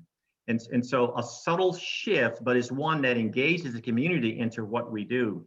And when I was talking about the tribes earlier, there's an opportunity to look at introducing or putting more of those cultural prescribed burning practices into how we do our prescribed burning. You know, that's just one way to start looking at how we can be different with that. The other thing too is that, you know, maybe there's a lot of people in the community that want to engage in prescribed burning in all of the communities. Are there ways that we can help with red card qualifications? to the people have the qualifications to do prescribed burning. One of the things that we've been considering with CAL FIRE is the possibility of having a prescribed burning academy. And we would probably look at McClellan, since we're already using that for wildfire and whatnot. And so there's no commitments been made to that, but I think that we have to start thinking like that, because if we're going to increase capacity, we have to be able to bring all people into the communities, rather than me complaining about what the Forest Service doesn't have, or you complaining about what the Forest Service is not doing. Let's look at how we can multiply our resources by working together to do the work that needs to be done out there. I know we're at our time, but I know Will and John Buckley will not be happy if I don't get some version of this question in here. So the 2% to burn is I think both of them will say it's part of the problem, because it's caused some of the buildup of fuel, overly dense stands, and both of them are trying to get at the same thing. How do we move away from this experiment, or failed experiment, as one characterized it, of fire suppression as a dominant fire management strategy? And then related to that, can the Forest Service be part of the adjustment to let many low intensity wildfires become managed wildfires and let acres get treated rather than being unburned? Yeah, excellent question. I would think the communities are not together on that response. I think we're getting there. Since 1909, the fires way back in the early 1900s, that's what started to put the fires out by the next morning. So, that's the initial attack approach, and on and on and on. And that's how we've been. And so while it may have been the right decision at the time, so much has happened over time that it may not be the right decision now. When that policy was implemented, I think California was somewhere around, I don't know, maybe 1 million people or something like that. Now it's 40 million people. And so you have more to be concerned with just letting fires burn, because you have so many communities and you have urban settings, even in our rural communities. And so, so when you look at prescribed burning, we need to be talking about how best to do that, particularly with the current condition of vegetation that's out there on the ground. And so I don't want to get so far ahead of myself where we're saying it has to be this way. I really want to sit down with all of the expertise in the community to talk about how we would approach that. It's interesting, when we had the Rim fire, that's when I believe attitudes began to change about letting some of these fires burn. But when you see communities burning and homes burning, it's hard for a person to agree to let fires burn. And so how do we engage in that conversation in a way where we can have a healthy discussion around that? Because I hear what you're saying, but I also want you to hear me. A lot of people are not where you are, but a lot of people are further than where they used to be. And so I think that there has to be some discussions on a much broader level in terms of what fires do we let burn? Where is the community in that decision? So if we do something like that, how do we bring that community into that decision space so that they own some of that decision? We are prepared and we're willing to let some of those fires burn if it's, if it's going to do some good. But there's always the fear in what we respond to. Is the fear once it gets out of that bowl, it's going to take off again. And so put it out while you can. So that's one train of thought. And so we have to just be purposeful, and we have to confront a lot of the thinking and try and be responsive to that, because they're not all the way wrong, but they're not all the way right either. And so, I would say that decision, whichever way we go, is going to be better accepted if we can bring that community of people into the decision space. It's not just a Forest Service decision alone. I don't want it to be. I want to have some conversations with others in that community that's going to be affected by these fires to be a part of that decision space. That makes sense? Yeah, I appreciate it. And I'm going to pull us right back to, far be it from me to try to speak for Hugh Safford, but I know that he said it, and certainly some of our panelists have said it. We need more fire, not less, but we need the right kind of fire. And so that's a tricky conversation, because to some, as you point out, Randy, all fire is bad. Others, we need to have a really different approach to the problem, because we're not getting at it at this point. And Johnson, let's not deny the politics behind some of these decisions either. We got it. Yeah, we're clear. What I hear is a request for additional conversation, excuse me, and joint work. And we'll commit to furthering that in the context of this group as we can. And I know other groups going to take you up on the offers that you made. Randy, thank you very much for taking time and for your comments. We'll leave it there. But before I go, John, I know you got to go, but I really do want to do something, but I want to make sure that it's organized and it's channeled in a way where we can be responsive. And so, you know, I would say I would really like for Rowena to be a point person for some of what we've been talking about today, so that we can just make sure that we do something and don't just receive information. I know Rowena's working with a number of the tribes, and they're quite pleased with working with her. Stay tuned for more on that. To folks, we're going to take a break here until 2:45. Corinne has put in the chat box, if you leave and aren't coming back, please do me a favor or do us a favor and respond to the survey on the meeting so far. If you're coming back, we'll throw that link up at the end so you can respond then. Randy, again, many thanks. Thanks to all of you. And we will come back here at 2:45 and we'll resume the meeting. Again, thanks all. We'll take a break.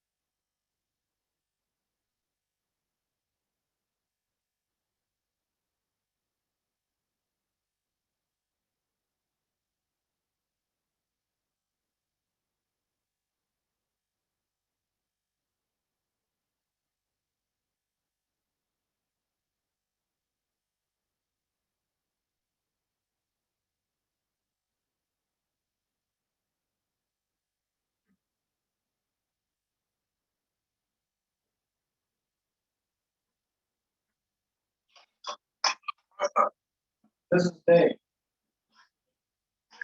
Did you call?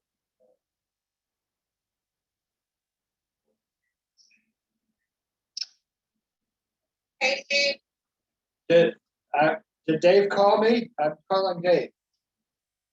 Yeah, Dave called because he wanted to know, everybody wants to work tomorrow. I'll be there at 7 o'clock at your request. I'll be there. I'll be there. I just won't have But the financial answers. You told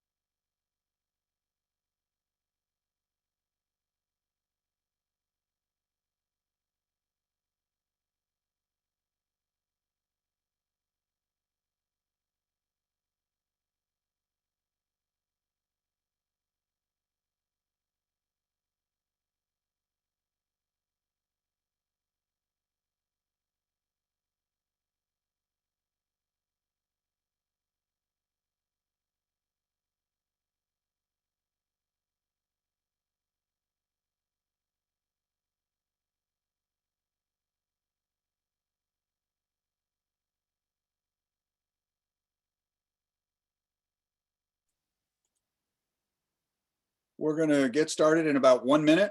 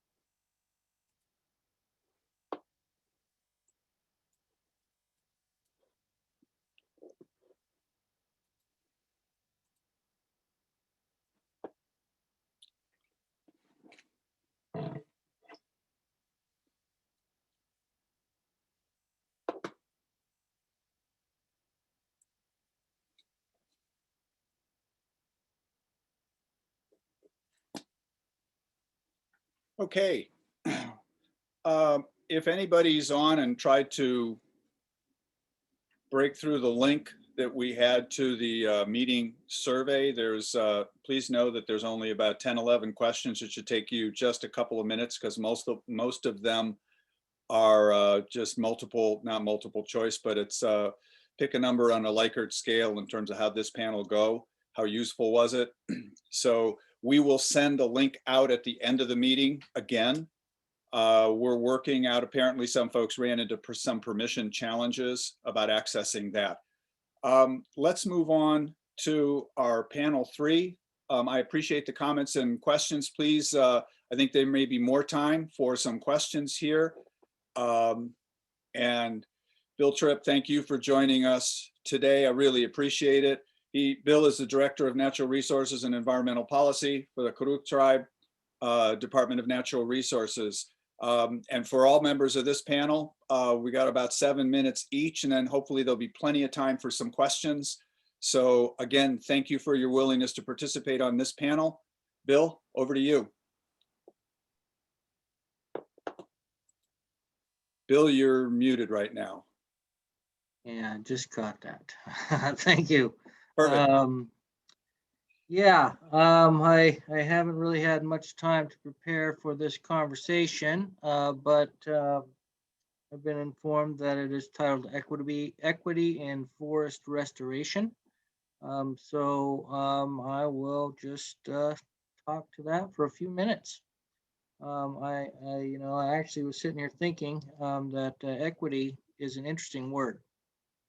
And when I think of what we need to do in regards to forest restoration, I start going towards words like reconciliation and remediation, if not reparation, when it comes to indigenous peoples. I mean, just the fact that we're in the situation that we're in today is rooted in some significant systemic injustice. And I really wish I could have heard some of the previous speakers just so I could kind of frame my conversations to what some of them have probably said. But fire has always been a way of life for the Cuttock people in northwestern California, and even right down into our ceremonial practices, and like the deerskin dance is shows us how and why we're supposed to be using this as a tool to manage our deer herds and all of these other things that we have some significant lack of access to and these days. We have our whole area now is classified as a food desert, and it doesn't have to be. We survived on this place for millennia, and fire is what kept that possible.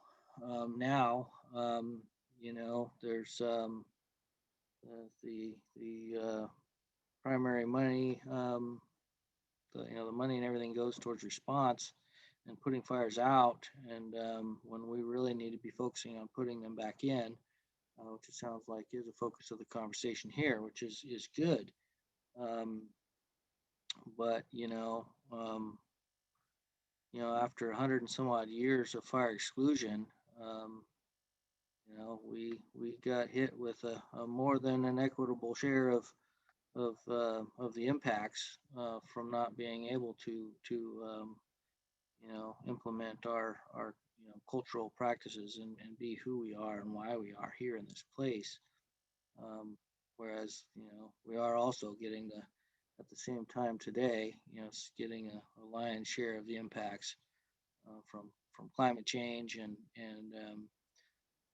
associated fire behavior that we're starting to see in situations like Slater Fire, where 90,000 acres burned in about a 24-hour period, burning down 200 homes and killing two people, and living through smoke exceeding 850 on the air quality index for just massive amounts of time. And so I don't know where we're at on time for 7 minutes. I forgot to track where it is. Just let me know when I'm coming up on that. Yes. And so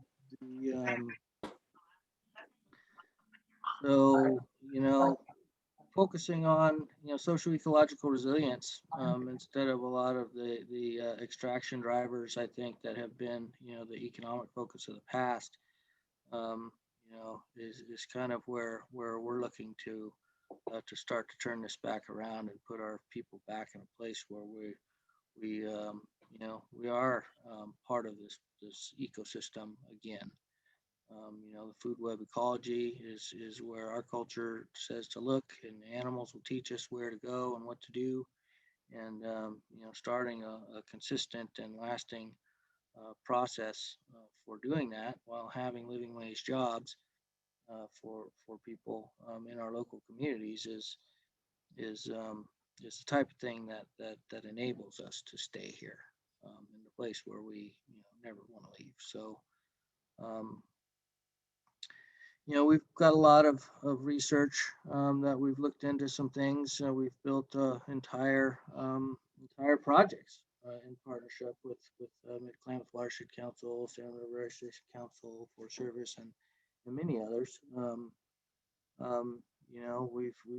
We founded those NEPA documents on the traditional ecological knowledge of the Cuttock people, and we're actually getting out there, getting the work done.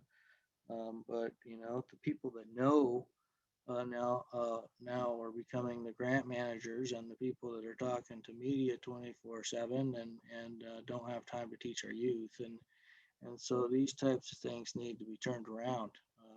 We need to be able to have access to our youth to transfer that knowledge to the future generations, or else we're just transferring that knowledge to other people in other places. It's being co-opted, and then it doesn't survive in this place. And so, I think equity is comes around to, the fair and impartial, interpretation of all these things,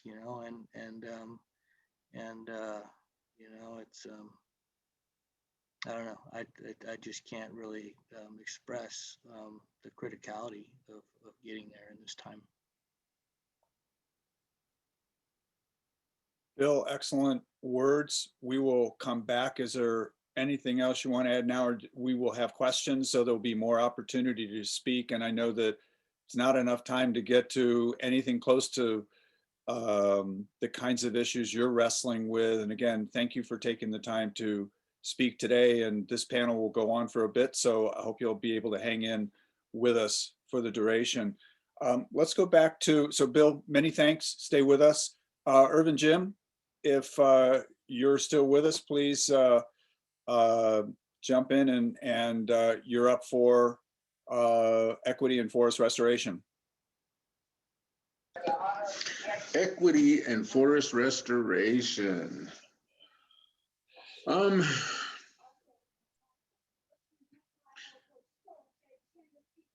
Gee, you stumped me, John.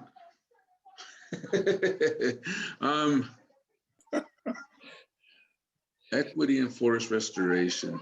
To get our forests, to get them back into healthy, the way they are, the way Randy Moore explained it, and William, it's, I don't know. We have a very large mountain to climb. I mean, it's, and it's gonna, I don't know. That's a hard one to tackle. I mean, it has to start with our agencies. Looking at the control burns, prescribed fire. What Randy said about finding a place to train on prescribed fire, and easing up on those restrictions. I have in my crew of CHIPS workers, I have 3 gentlemen that are, one is our elder that works with us, and, healthy as a horse, but, as we're doing a pack test or whatever, I don't think he could do it.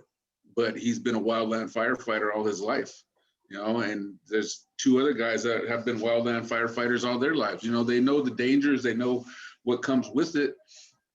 Why couldn't we give them, lessen that restriction for that pack test? They know the dangers, they know what to look for. They've done it all their lives. How can we get them back into the forest? And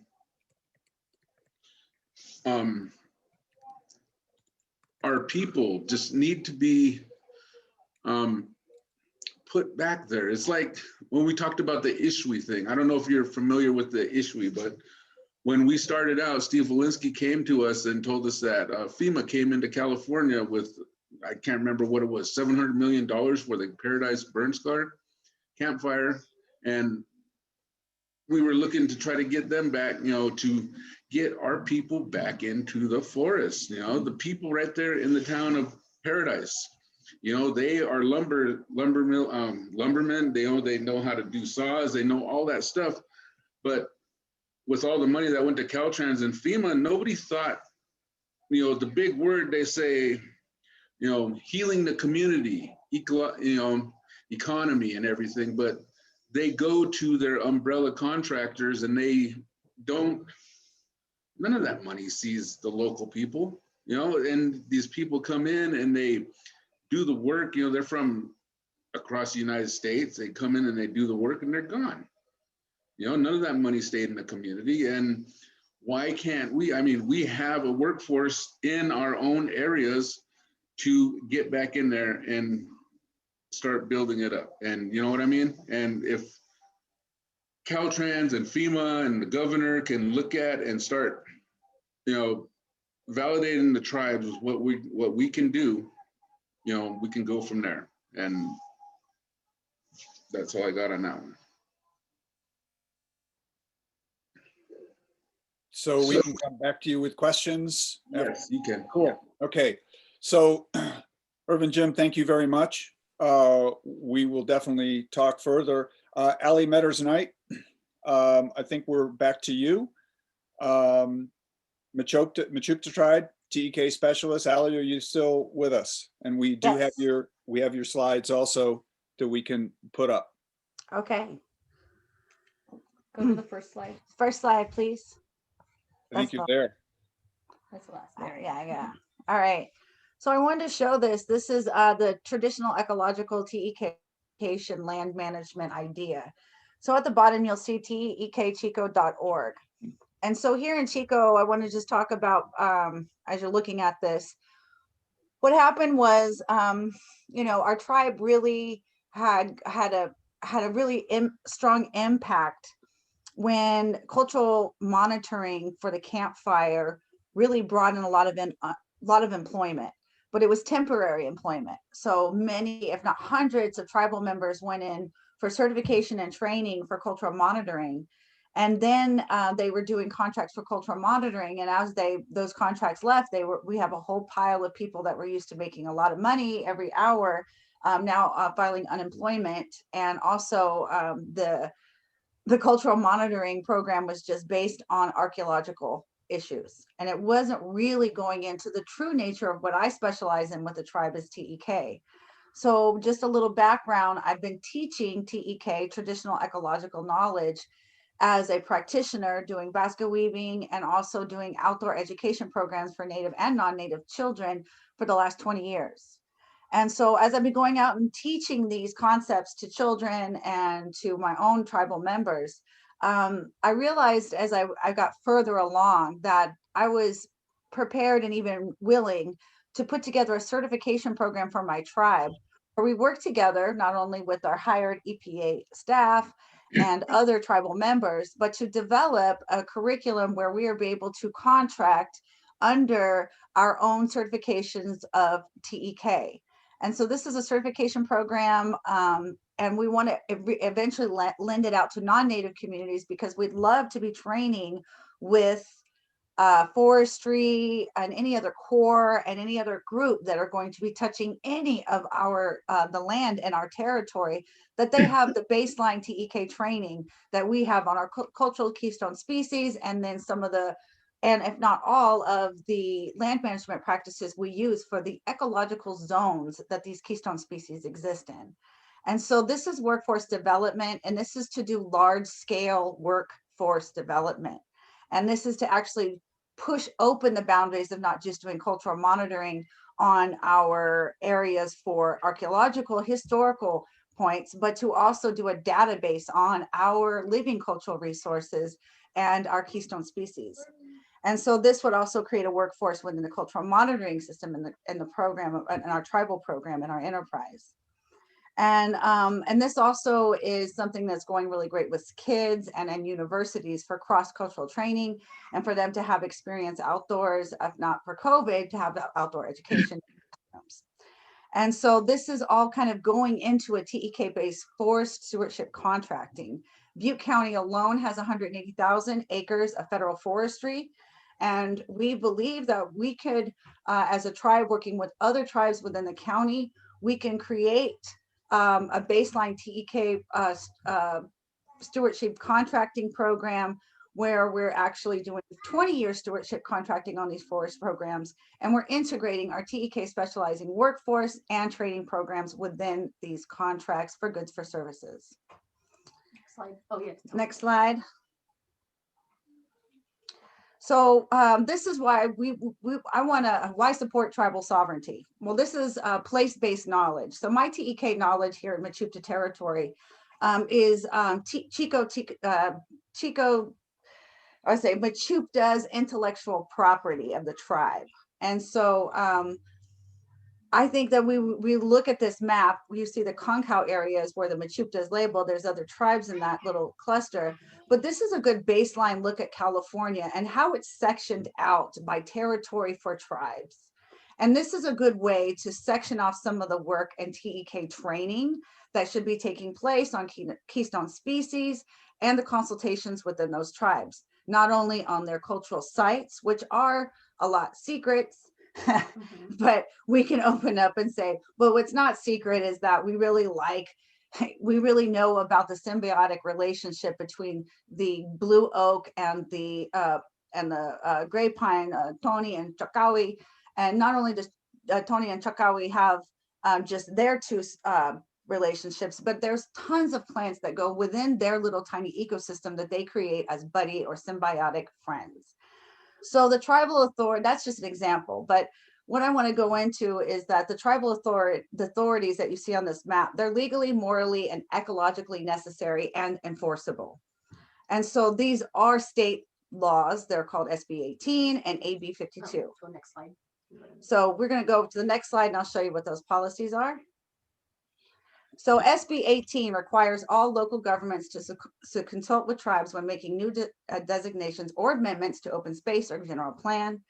For example, here in Chico, we have a fuels management plan going into our parks in our territory. And so I've capitalized on that opportunity to do consultations on fuels management. And what they did was, and this is something that I hope to I would say suggest and see if it could be implemented on a grander scale, is the fuels management plan to go over to all of California and have an EIR that covers each plan that's consulted with each of those territories.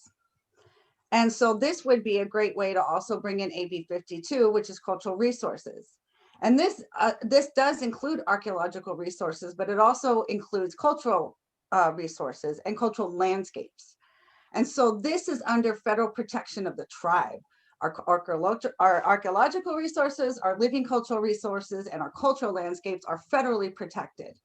And so we can take that and use that and look in a positive way, not only for tribe sovereignty, but also for the safety of all the community for their ecosystems. And this to me is equity. And then I want to talk about, this is what equity is, community. It's a really good way to have a strong, firm way of having consultations with tribes. And the definition of a cultural resources is really expanding on this opportunity, because it's not just sites, features, and cultural landscapes, sacred places, and objects, but this is also the legacy and the determination of the resources and the future of these resources. And so with these types of conversations, we can develop plans in each of those sections that you see in the state of California with consultations with tribes and doing cross-training with TEK. And then we'll go to the last slide. This is pretty much the proposed structure that I'm pretty much giving away or showing each tribe that even wants to borrow it, use it, or adapt it, or modify it. But basically, I started with the phase 1 of the Mechoopda tribe, and I just picked 5 keystone plants, 5 keystone species, and I did an introduction to everyone to TEK through these 5 keystone species, to everybody. And then what I did was I went to the tribe and I got a tribal resolution, and we ended up with 25 keystone species to tribal law as our cultural keystone species. So I added it to our TIPO that we have 25 keystones within our tribal territory and made it tribal law. Then I went further, and I also have asked the tribe to give me a resolution for TEK master practitioner, so that I could certify other tribal members through the 25 keystone species. And as we go through, the phase 2 that I'm going through and developing is also invasive plants. These are plants that are in our territory that don't belong there or need to be managed in an intense way in order to protect our cultural resources. And we all know about blackberry. We all know about some of these invasives that kind of take over our landscapes and our cultural resources. Some of the practices of managing those are actually new, and because they're invasive species. And then the other thing we really bring in is that all of our, and especially in our Mechoopda territory, all of our keystone species are fire adapted. So they're used to fire. So the lack of fire to our fire adapted cultural resource has a negative impact on our cultural resources. And so that is protected by federal law. So we're going to have a talk. Now, when we build these systems of training under phase 1 and phase 2, keystone species and then invasives, then we really are kind of expanding into the specialization where we're doing plant processing to understand the secondary products that come out of it, willow sticks, food, products. There's products that come out of TEK knowledge out of the forest that you typically don't see from a non-traditional economic development eye there.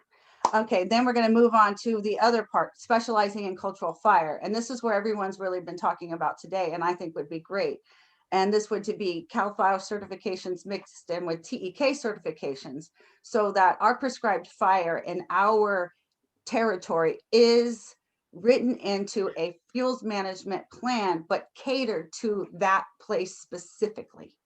And so that is something that we would like to work on as a tribe, to do those cultural consultations with our specialists and have training. So the training in our territory is specialized to each piece of land, each section, each ecosystem, each area has its own fuels management plan based on consultation with the tribe and based on our TEK in conjunction with CAL FIRE. And then we're moving on to specialized management planning, where we really use all of our TEK specialized knowledge to do GSI mapping, satellite analysts, and actually get people trained and working with government agencies separately that can go ahead and share this information as a very bureaucratic way of getting things done. And so that, I think I ate up most of my time doing this presentation, but the impact, basically in a wrong one, is it put a fire under me to try to think of something that we could do, especially in our territory, to create a workforce and bring our economy up, because we had tons of unemployed folks working in out of our TIPO office and enterprise that were cultural monitors, and I wanted to expand their workforce and capabilities to monitor our living cultural resources, but then also offer cross training for non-tribal members so that we could build a workforce to get all of these fuels management plans that we could work together and build done. And that's what I have to say. Allie, thank you very much. I appreciate it. And there hopefully will be time for some questions. So folks, as you think of them, please think of questions for Bill Tripp, Irvin Jim, Allie Metters Knight, and Steve Walensky is up now. Steve, take it away. Hi, Jonathan. My screen says that the host has turned off my video. So I'm speaking to you without the ugly face, and it's kind of a blessing all the way around. So Steve, it's back to you. I think you can turn on your video now. Look at that.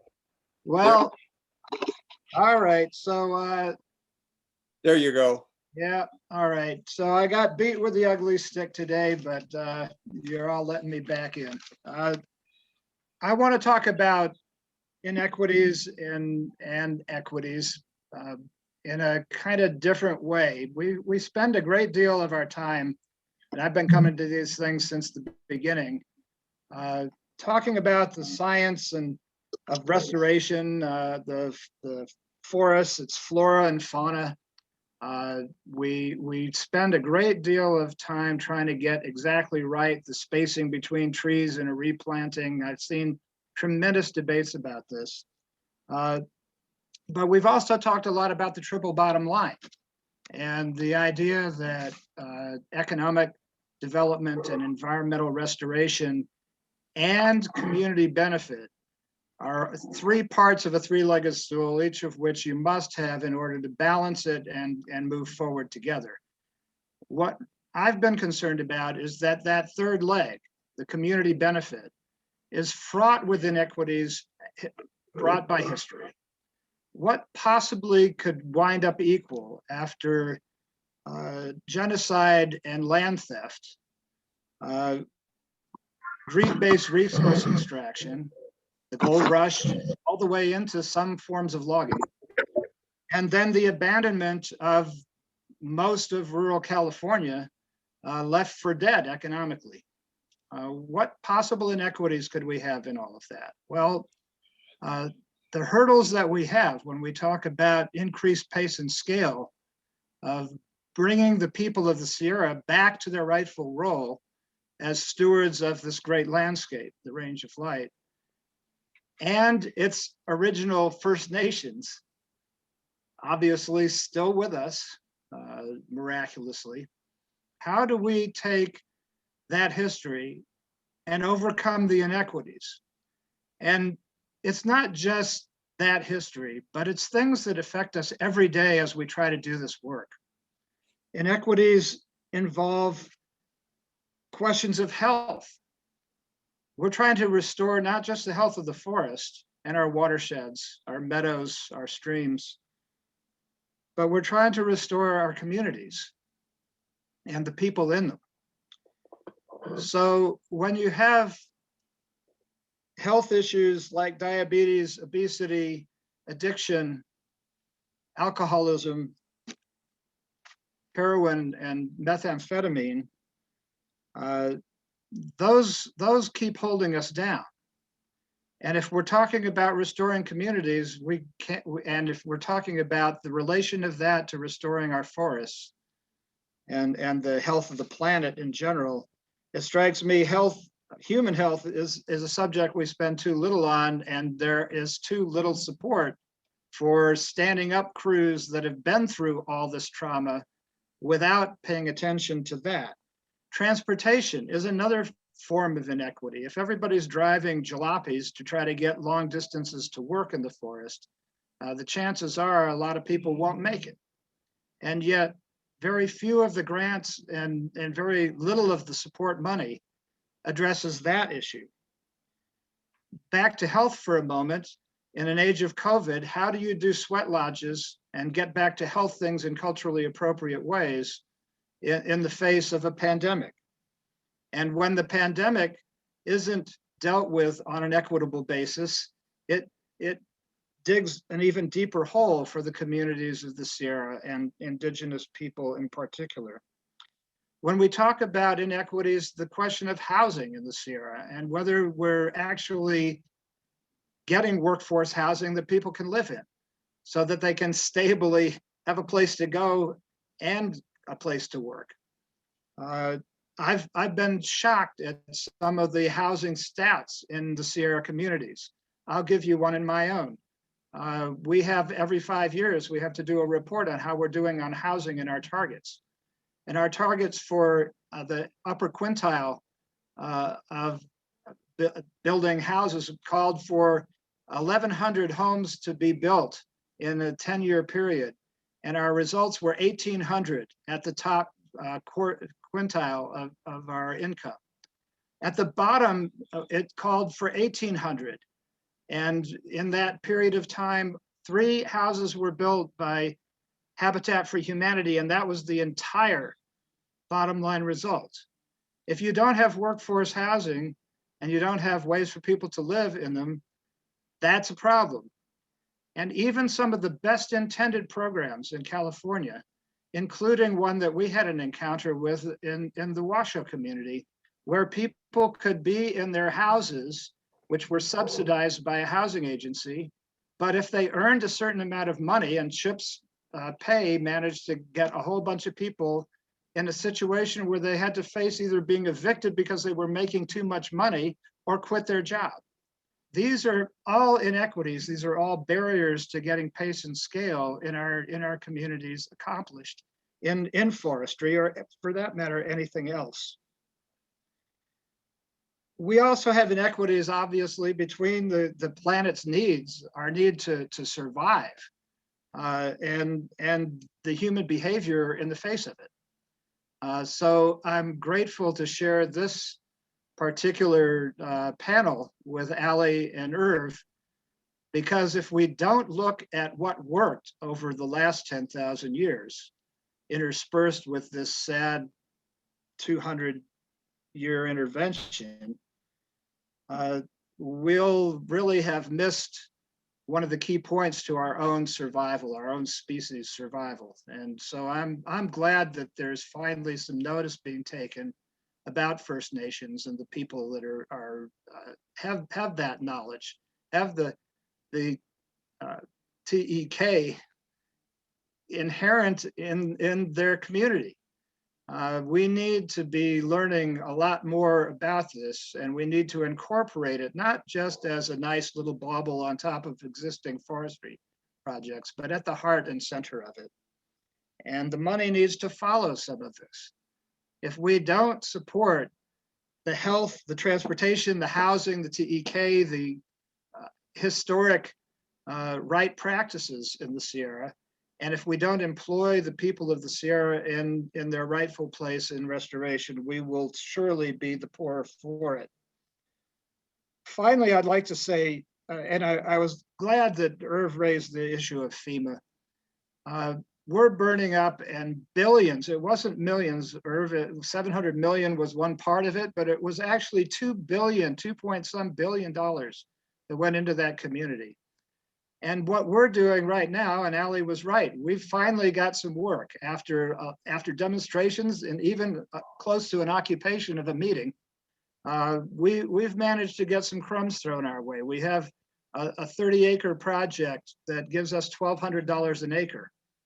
But I can tell you that Tetra Tech, Phillips Jordan, and others are doing much better than that.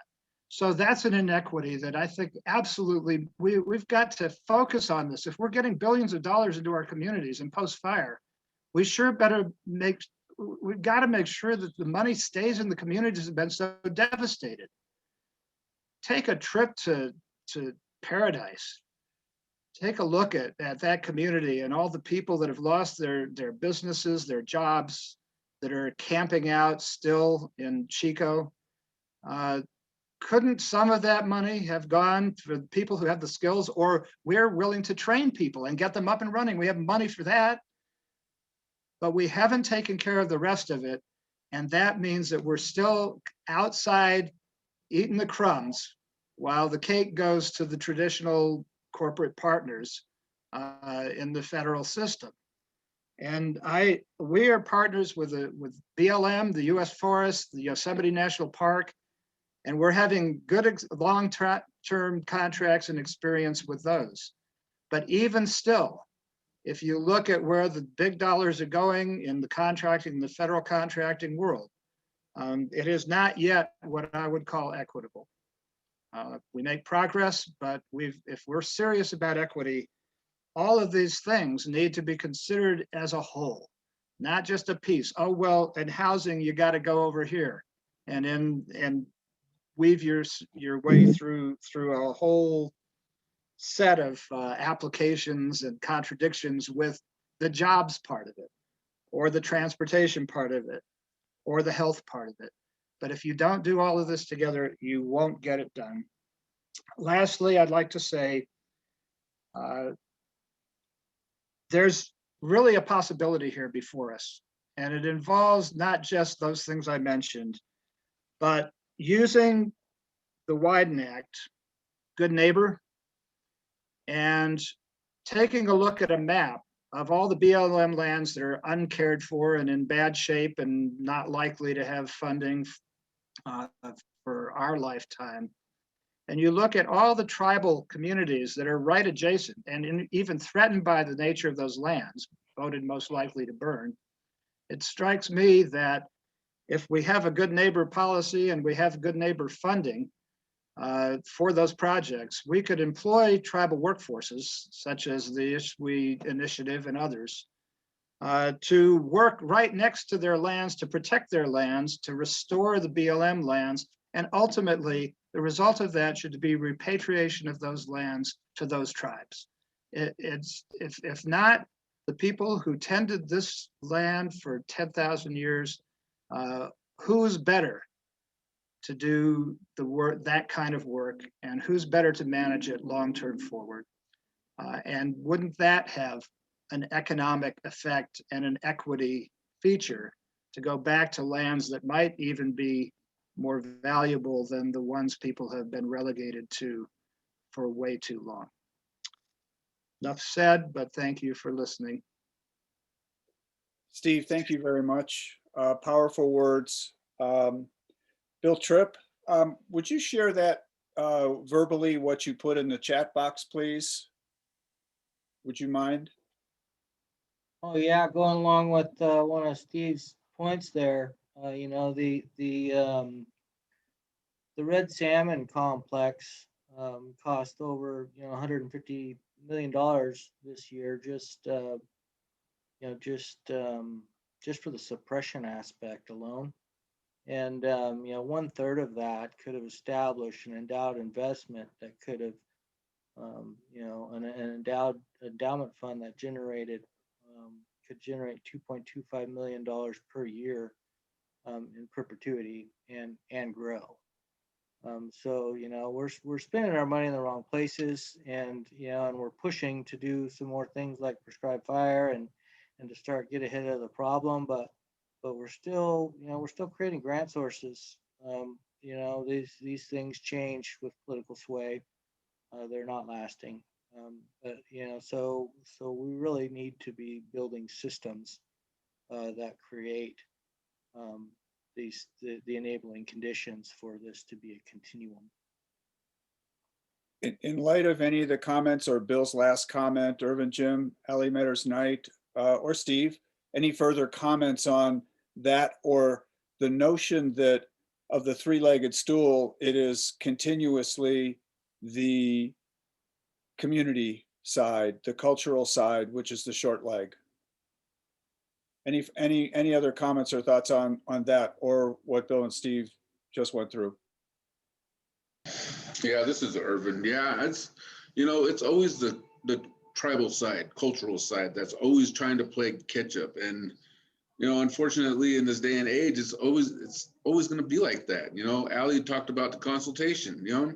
I talked about the consultation. They have to give us the ability to have true, meaningful consultation, and that by them bringing us into a project in the very beginning and giving us that ability to have a say and validate our words as caretakers of our lands, will go a long ways, and it's that's it right there. I mean, you look at us as Washoe people, we've been on this mountaintop. We have documented history going back over 10,000 years, and the burn scars weren't as bad as what they are now. And it's, so, something there's got to give. And, what Allie and Steve and Bill said, I agree, but I believe that it starts with true, meaningful consultation. Bill, any follow-up to that, or Allie?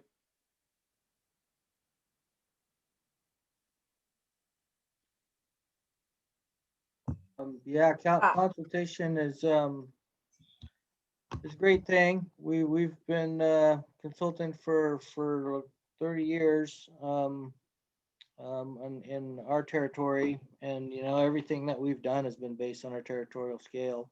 In those past 3 years, we don't look at our sovereignty as being linked to only a square box of trust land. We never believed in land ownership. Historically, our people didn't understand what that meant when treaties were signed, and so when treaties weren't ratified, that understanding and all that goes along with it is ultimately retained. And so it's consultation is can be great, but it reminds me of when the conversation first started going to collaboration from consultation, and I said, well, okay, well, that sounds okay too, but how is it defined? And so they said, well, I don't know, how do you want to define it? So I said, well, I looked it up in Webster the other day, and it says working with the enemy oftentimes to the behest of your own. And I said, as long as it doesn't mean that, maybe we can do something with it. And so it all comes down to people's perceptions of what things are that ultimately makes the meaningful difference. And I agree. This consultation is really good. The good news is that it's legally required, and so when it's legally required, you can actually create guidelines for that. You can go in advance I like to do MOUs, MOAs, and say, hey, we're not making an agreement to do anything right now. We're just making a guideline, just a guideline for the next time that we talk. That this is how we're going to talk. And these are the conclusions we're going to come to. And these are the mediation processes that we're going to agree on before we even have any issues. So a lot of times creating those guidelines between each agency on how you do consultation and how those have, how would you say, deliverables to things and how things get mitigated. So I will use one quick example for consultation to show something that brought to my attention. Westlands District had oil drilling going through, and the local tribes did not want the drilling going onto that federal trust land to their in their territory. But they did a consultation with CCC, and they decided that they could preserve or conserve native plants on that field while doing oil drilling. And so that's the consultation mediation agreement went for that consultation. And so if the guidelines do not directly explain how mitigation goes, they can say we agree and disagree and walk away. But you've got to push and create more and more ways to keep it going. So you almost have to act like an attorney for a divorce, where you just can keep on going and going and going, but you don't really want to do that. So you have guidelines, and you can just make these, once you get to a point where you just have to, you've been mediated, you've been sitting there saying your sides, you have to have an ultimate judge. And that judge should be leaning toward federal policy, not a corporation, and not even a state agency. You're looking at a federal nation, a nation-to-nation agreement, the trust responsibility. You should be backing up the tribe every single time. And that is something every American should be doing, not just a consultation agency. Further comments? Irvin, Jim, in agreement for sure. Steve or Bill?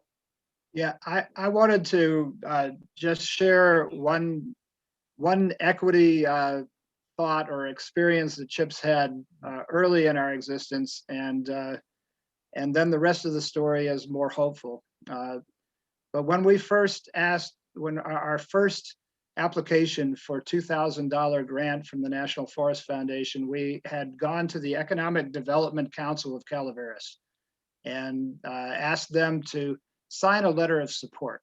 That they had a formal meeting. We went in, and it was, most of our board was from the Miwok community, and we all went in together and made a presentation about what we are up to, and we're going to do forest restoration and employ people to go back in. At the end of the presentation, the chair of the Economic Development Council looked at us. I don't think he really knew who was in the room, but what he said was, West Point, Indians, you got to be careful who you rub elbows with, and no, we won't sign your letter of support. Flash forward here, 17 years later, the Economic Development Council, after not having created one job and spending hundreds of thousands of dollars on their own self-indulgence, is out of business.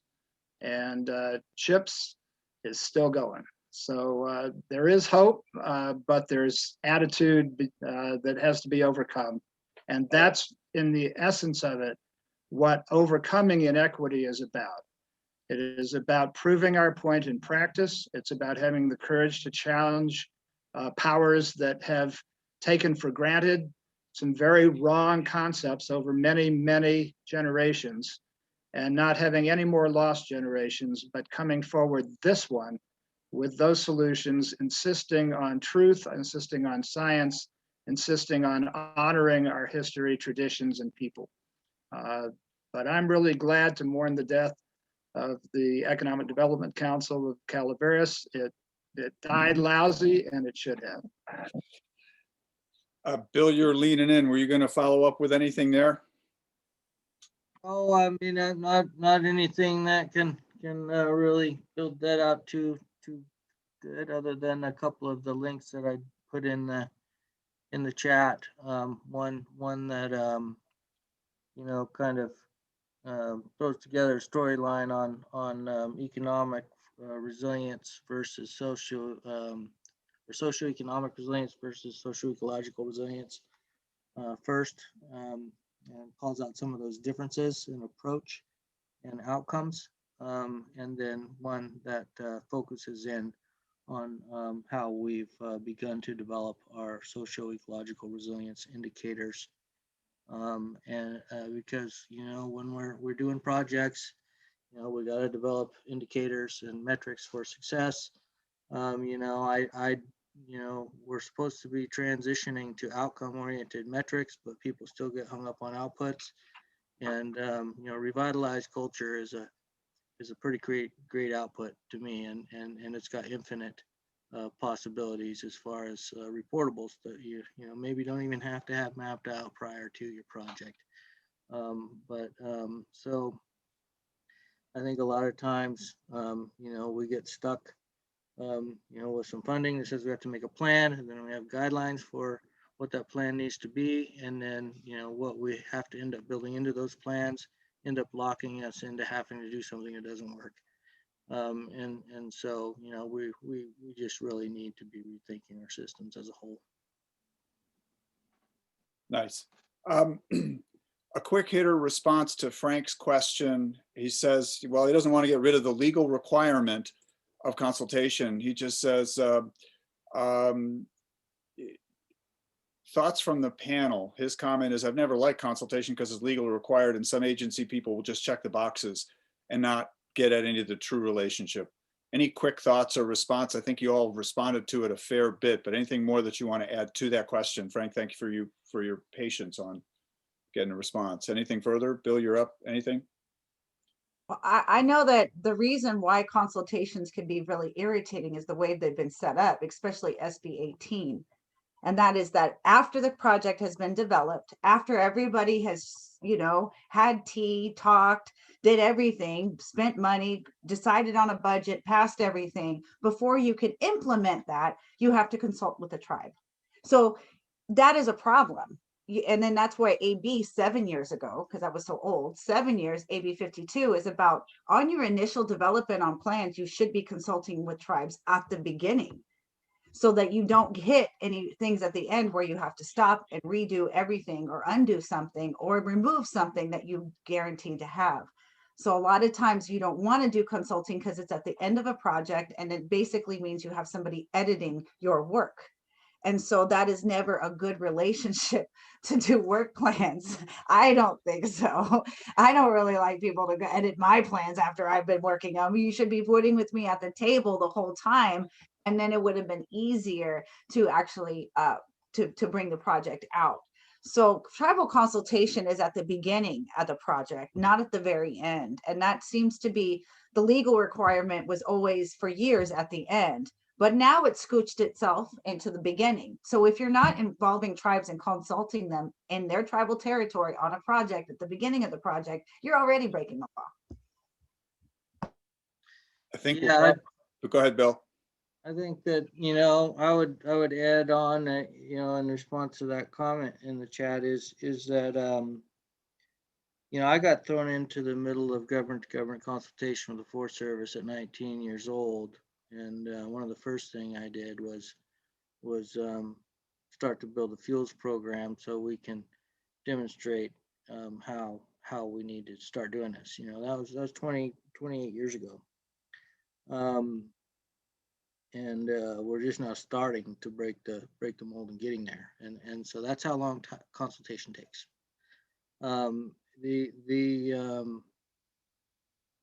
Consultation is one of those things that, and I had a point and I lost it. Maybe I can circle back around to it once some others say something about it. Anybody else, Steve? Well, I would just say that as a longtime union negotiator and organizer, that any negotiations or consultation must be preceded by another word, which is recognition. And if the parties don't have an equitable, since we're talking about inequities, an equitable recognition of the validity of both parties in the consultation, then nothing will be meaningful out of it. And I think we have a ways to go to get to that first point. Great point. Bill, back to you. Anything further? No, it's not coming back to me. Irvin, Jim, or Ali, last comments? I just say to Bill, just wait till you're 70 and see what's left to remember. Yeah. Got a birthday a couple of days from now. Irvin, Jim? Yeah, from the Native American aspect, looking at consultation, it's a long, sad story. I mean, I remember listening to my mother, who was the president of the board for Intertribal Council of California for 14 years, and they went to the tribal entities down in Yosemite, called her down there to help them with, they wanted to build a roundhouse in the park. And they brought her down there. And one of the things that was stopping them was the Park Service was telling them, you got to build it to specs. Now, where the hell did any Indian build any roundhouse from specs? I mean, that's just dumb. I mean, and then to top it off, she told them, well, if you guys are doing this, you guys better be true and correct in this process and realize that you have 7 leaders from 7 nations that are here, and your government is sending the peons and the lowlife that are supposed to be representing you guys. So consultation better start with your leaders being in the same room and showing the respect to the leaders that are there, because they are taking time out of their schedule and showing up, why can't you do the same? So, yeah, so those stories with the consultation are pretty sad from Native Americans' point of view. And my point I forgot did come back to me, and that point was that that the mandate came out for consultation, and a couple different levels on feds first and in the state, much later, but everyone was directed to come up with a consultation policy, and so you ended up with agency after agency after agency wanting to consult on development of their policy. And it's like, okay, well, we've got something we're going on here that we're trying to do. And I can't do that if I have to talk to 50 people a day. And so in some respects, even the things that have great intention don't always have the best of outcomes. And it's important to remember that. I think we'll leave it there for now. Fabulous panel. Bill Tripp, Irvin Jim, Ali Metters Knight, Steve Walensky. Wonderful effort and in words and deed. We look forward to more. We'll be in touch with scale efforts. And we'll call on into this panel for now, but certainly nothing close to an end to all the issues that you raised. Powerful stuff. Many thanks.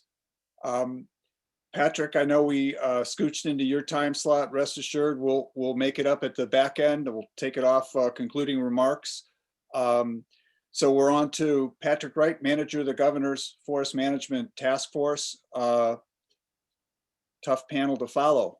Patrick, to you. Thank you. I've been able to be on, I think, the whole afternoon. I'm really inspired by everything I've heard. Obviously, we've got some big challenges ahead of us. What I'm going to try to do, just because it's late in the afternoon, the last thing everybody wants to hear is a bureaucratic PowerPoint. So I'm going to do an accelerated version of it just to give you the overall framework, and then directly talk about this consultation issue and some of the things that I think we might be able to do to try to better address it than we have before. So speed slideshow. Next slide.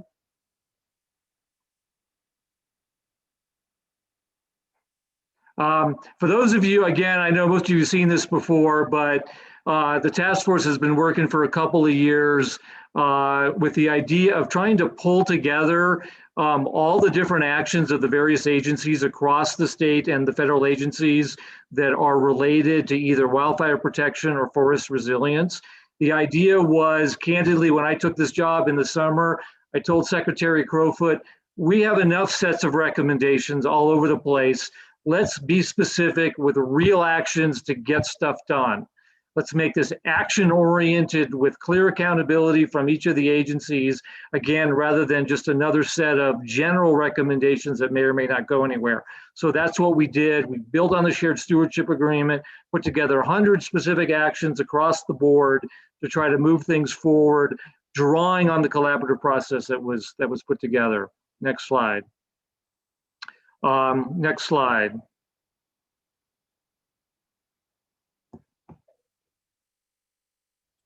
Again, some of the themes that I know Secretary Wade and others are emphasizing now, clearly we need to better recognize and acknowledge that climate change is in fact driving these fires. This was obviously a much bigger point of emphasis before the new administration started, but you'll continue to see that.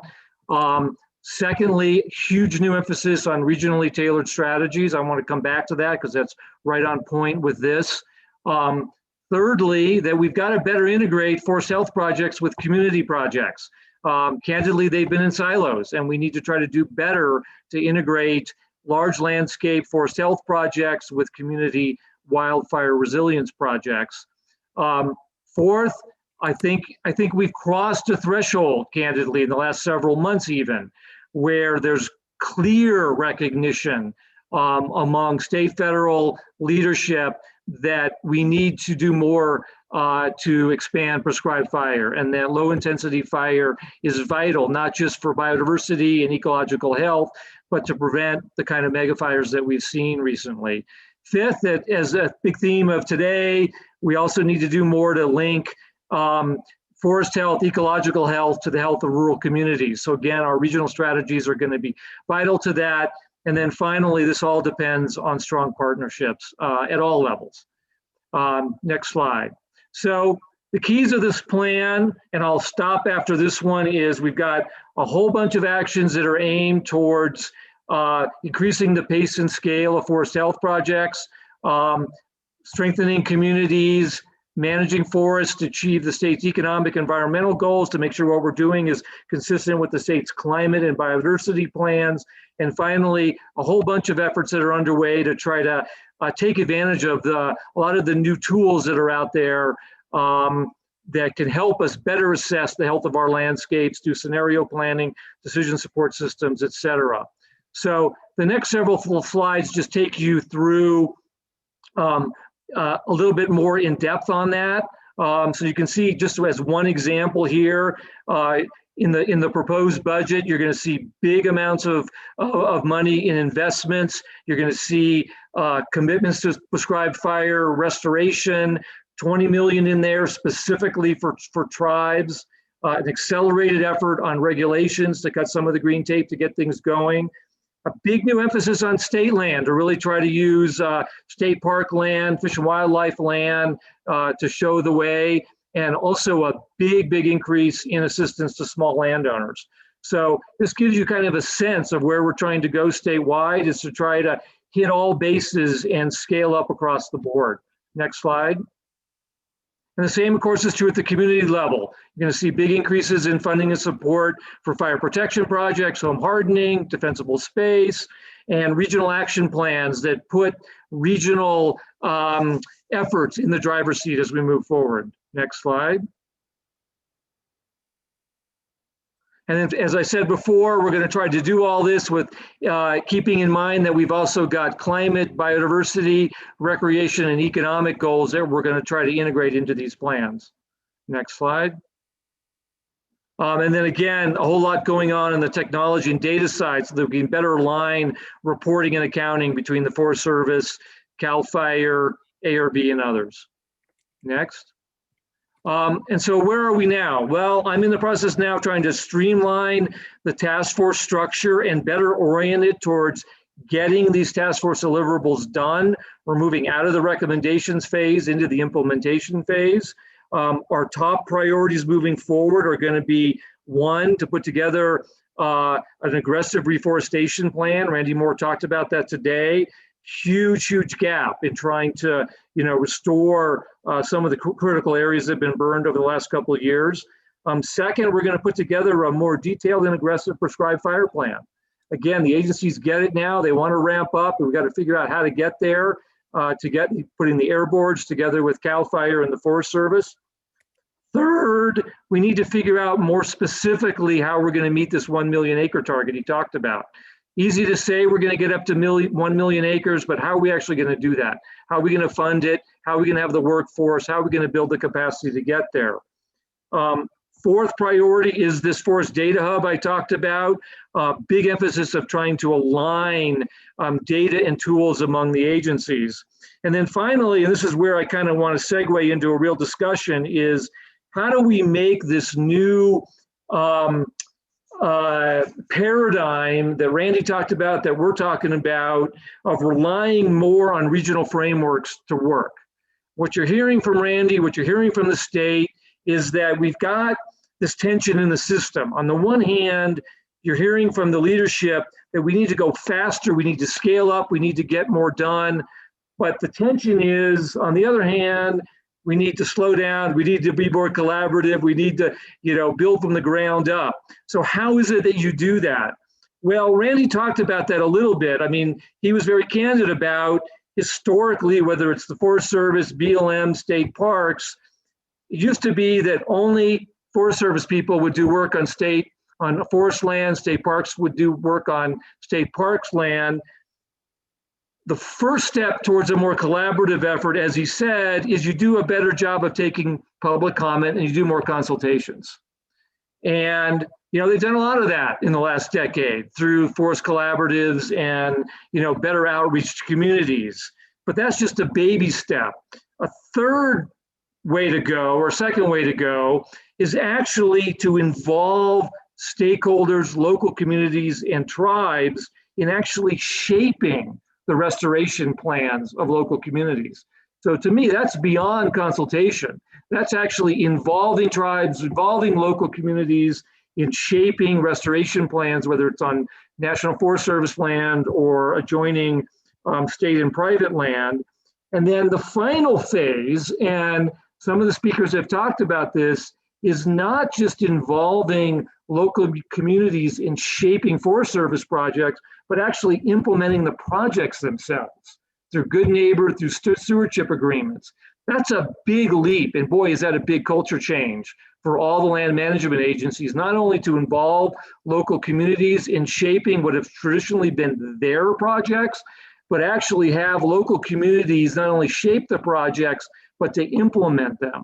And also, in addition to that, to receive the revenue in the local communities from those projects. So as you've heard, we're just beginning to build the tools that'll help us get there. We've got pilot projects up and down the Sierra that are trying to get there, but I'm hopeful that we can get beyond consultation. We can get to a point where local communities, tribal communities are leading and implementing the projects, not just being consulted by the Forest Service or the BLM or state parks. It's not going to happen everywhere. It's not going to happen overnight, but a lot of great projects are already happening that are starting to do that. And candidly, what Forest Service is struggling with, as all the resource management agencies, is we're under great pressure to get more done, but we're not going to get more staff.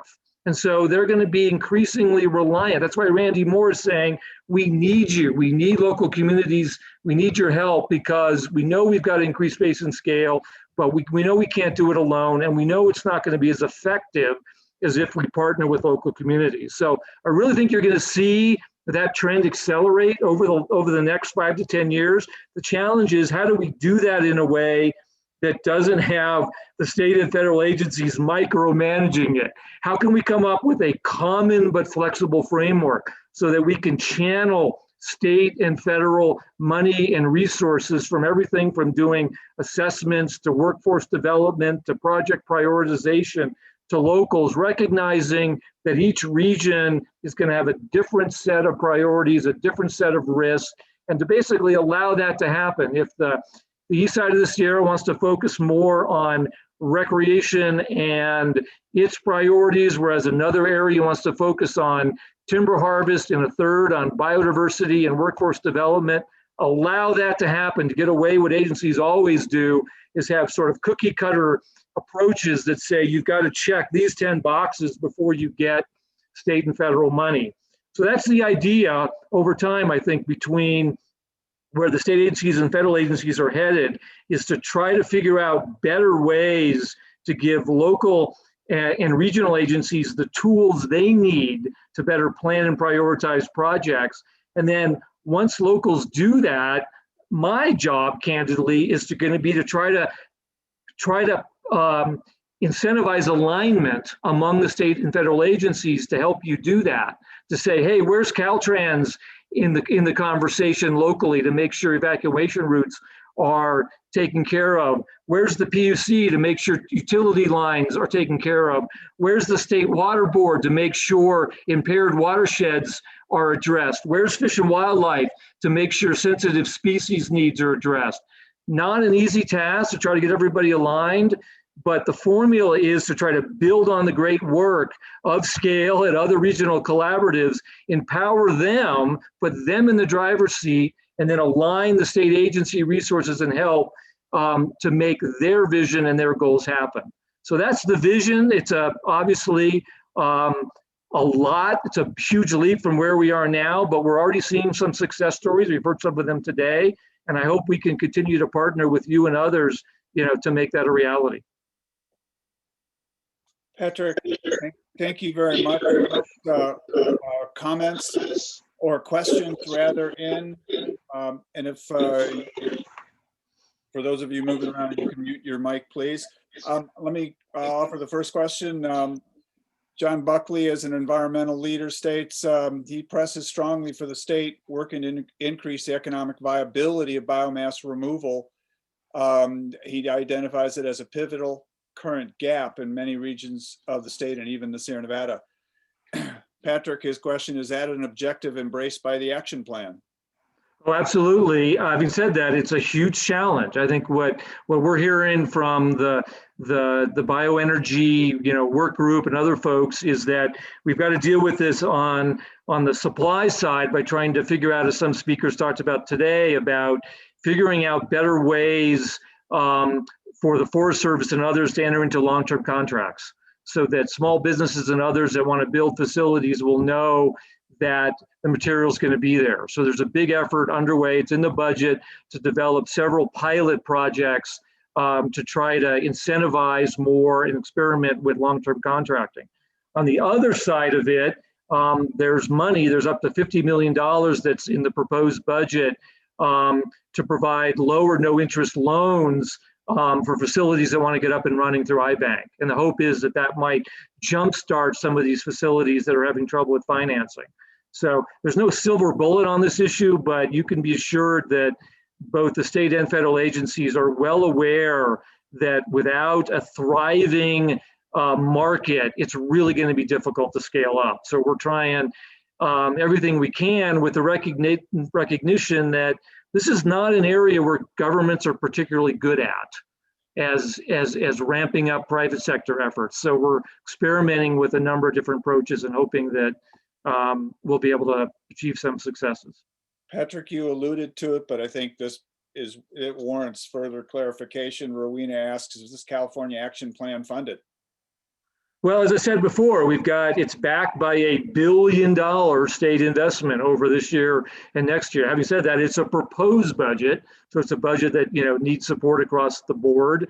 Obviously, we want to build on that moving ahead. And just to give you a sense of magnitude there, the Forest Service budget roughly for all of the entire nation is half a billion dollars. So there's no question that California is ramping up across the board. But it's going to take a collective effort to make sure that those levels of funding are sustained over time. Great. John Amedeo, Ali makes a comment about tribes are ready to help address this 1 million acre goal and perhaps even exceed it if they're able to build their capacity. So it is this is a human capital, tribal capital capacity building effort that needs to be expanded or built upon.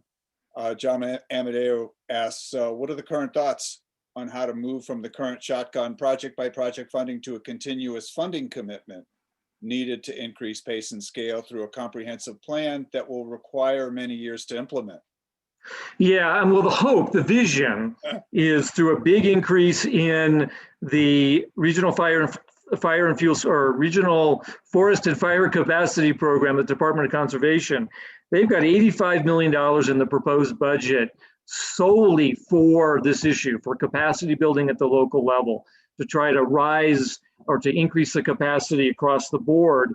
The idea is the Department of Conservation will provide the planning and capacity building money, and then Sierra Nevada Conservancy, CAL FIRE, Wildlife Conservation Board, Fish and Wildlife, other agencies then will provide the implementation dollars for those regional frameworks.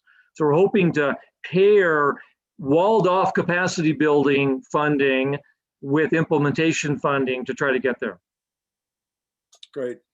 Any other questions folks want to drop into the chat box? I will say, I think any folks who've listened to anything that we produced at the Sierra Institute, particularly anytime I'm yakking about something, is if we do not invest in capacity and infrastructure development in rural places, we are not going to succeed on the natural resources side. They go hand in hand. They're absolutely essential.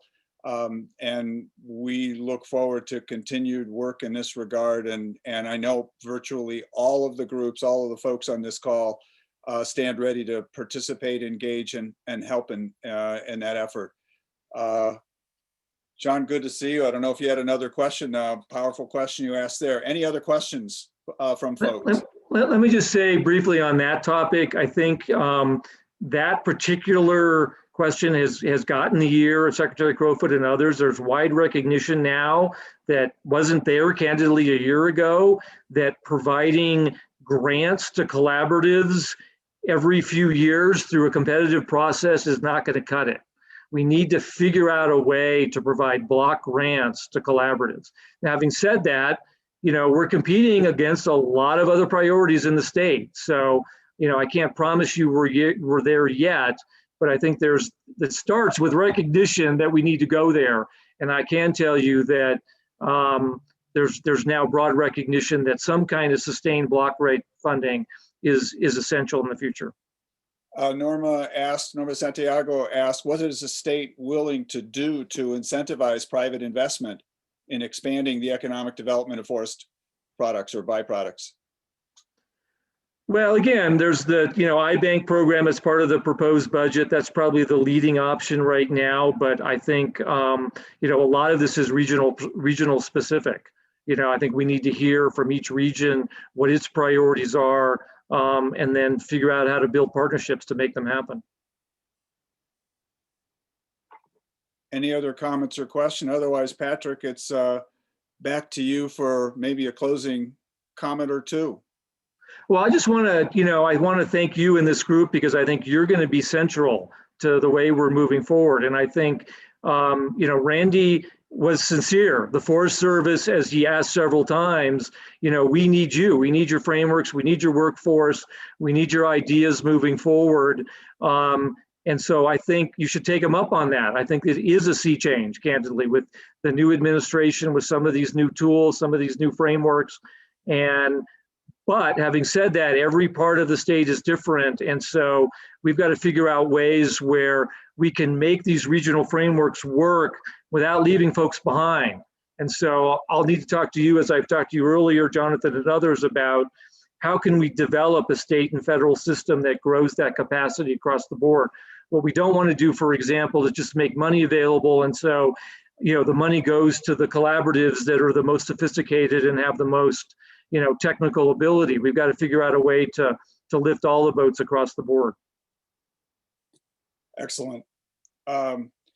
Patrick, thank you very much for taking the time. And I also appreciate you sitting in from the very beginning to listen to the issues and to try to incorporate them in your comments now. And I know that they're going to influence your thinking as you go forward. We appreciate the efforts of you trying to pull together what you're tasked with And again, I'll say it, the scale group stands ready. If I can, it's one of the few places I think I could actually speak for the scale group and say they stand ready to help out in thinking, and we can facilitate processes to bring those perspectives into that conversation as we truly move beyond consultation, if I may, Right. and Exactly. talk about true engagement. So Patrick, thanks very much. And I'm going to just tell folks in a wrap up, I promise not to take anything close to 15 minutes. It's been said, plenty has been said already. And I think it would be foolish for me to try to summarize some of the key points, but I will go back to where we started with the meeting. We set out to get a handle on the 2020 fire season, what happened, and to talk about some of these community impacts and to talk about some of the effects of the fire season on the collaborative groups and the tribes. We were informed at the last scale meeting we needed to think a lot more about the tribes in this process. So the Sierra Institute and Corinne Sheska and Spencer Lockman worked with me, spent a lot of hours interviewing some 25, 30 people. And I want to thank all of you who were willing to put up with us and our questions as we probed and asked and really tried to dig into some of the issues. And I want to say thank you to all the others who are a part of our regular thinking in doing this work. There were some challenging interviews, and we know they don't hold a candle to the challenging circumstances that you all had to deal with the fire season, the smoke, the COVID, the collaborative challenges that 2020 represented.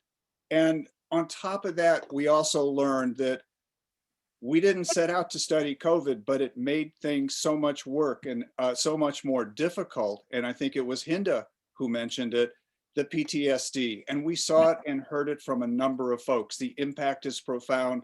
We have much work to do to try to alleviate, to address what has taken place, to take on the impacts of the 2020 fire season and how that overlaid on the fires of 2019, 2018, 2015, and on and on.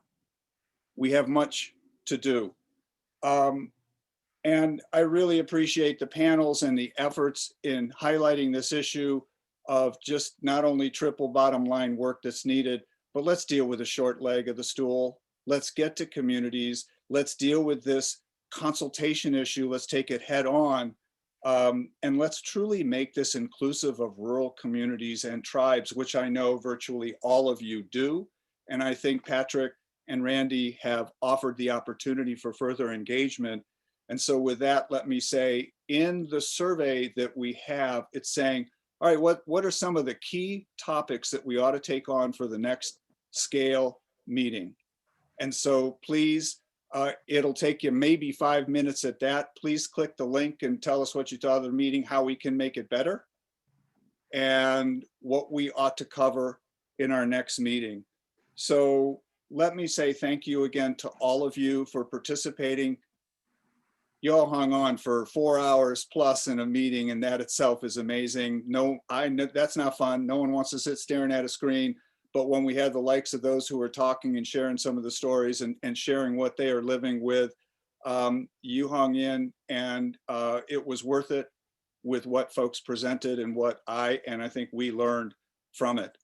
So with that, again, let me ask that you please do fill out the survey so we get a sense of how we can improve what it is we're doing, but also how we can focus our next meeting. And I do want to mention one last thing. It's a kind of exciting announcement that with ISHWE, with CHIPS, and with some of our many tribal partners, California and the High Road Training Partnership Grant has just dedicated $1 million in terms of tribal workforce training and putting folks together. And we're really excited about that. And so thank you to the partners involved in this and that effort. So with that, I don't have anything else to add to this other than, again, a really big thank you to all for hanging in. Thank you to all the panelists. Thank you to all the folks who were willing to be interviewed and probed and poked by us. So with that, hey, thanks very much. Be safe. Have a good rest of today and on into the weekend. Thank you all.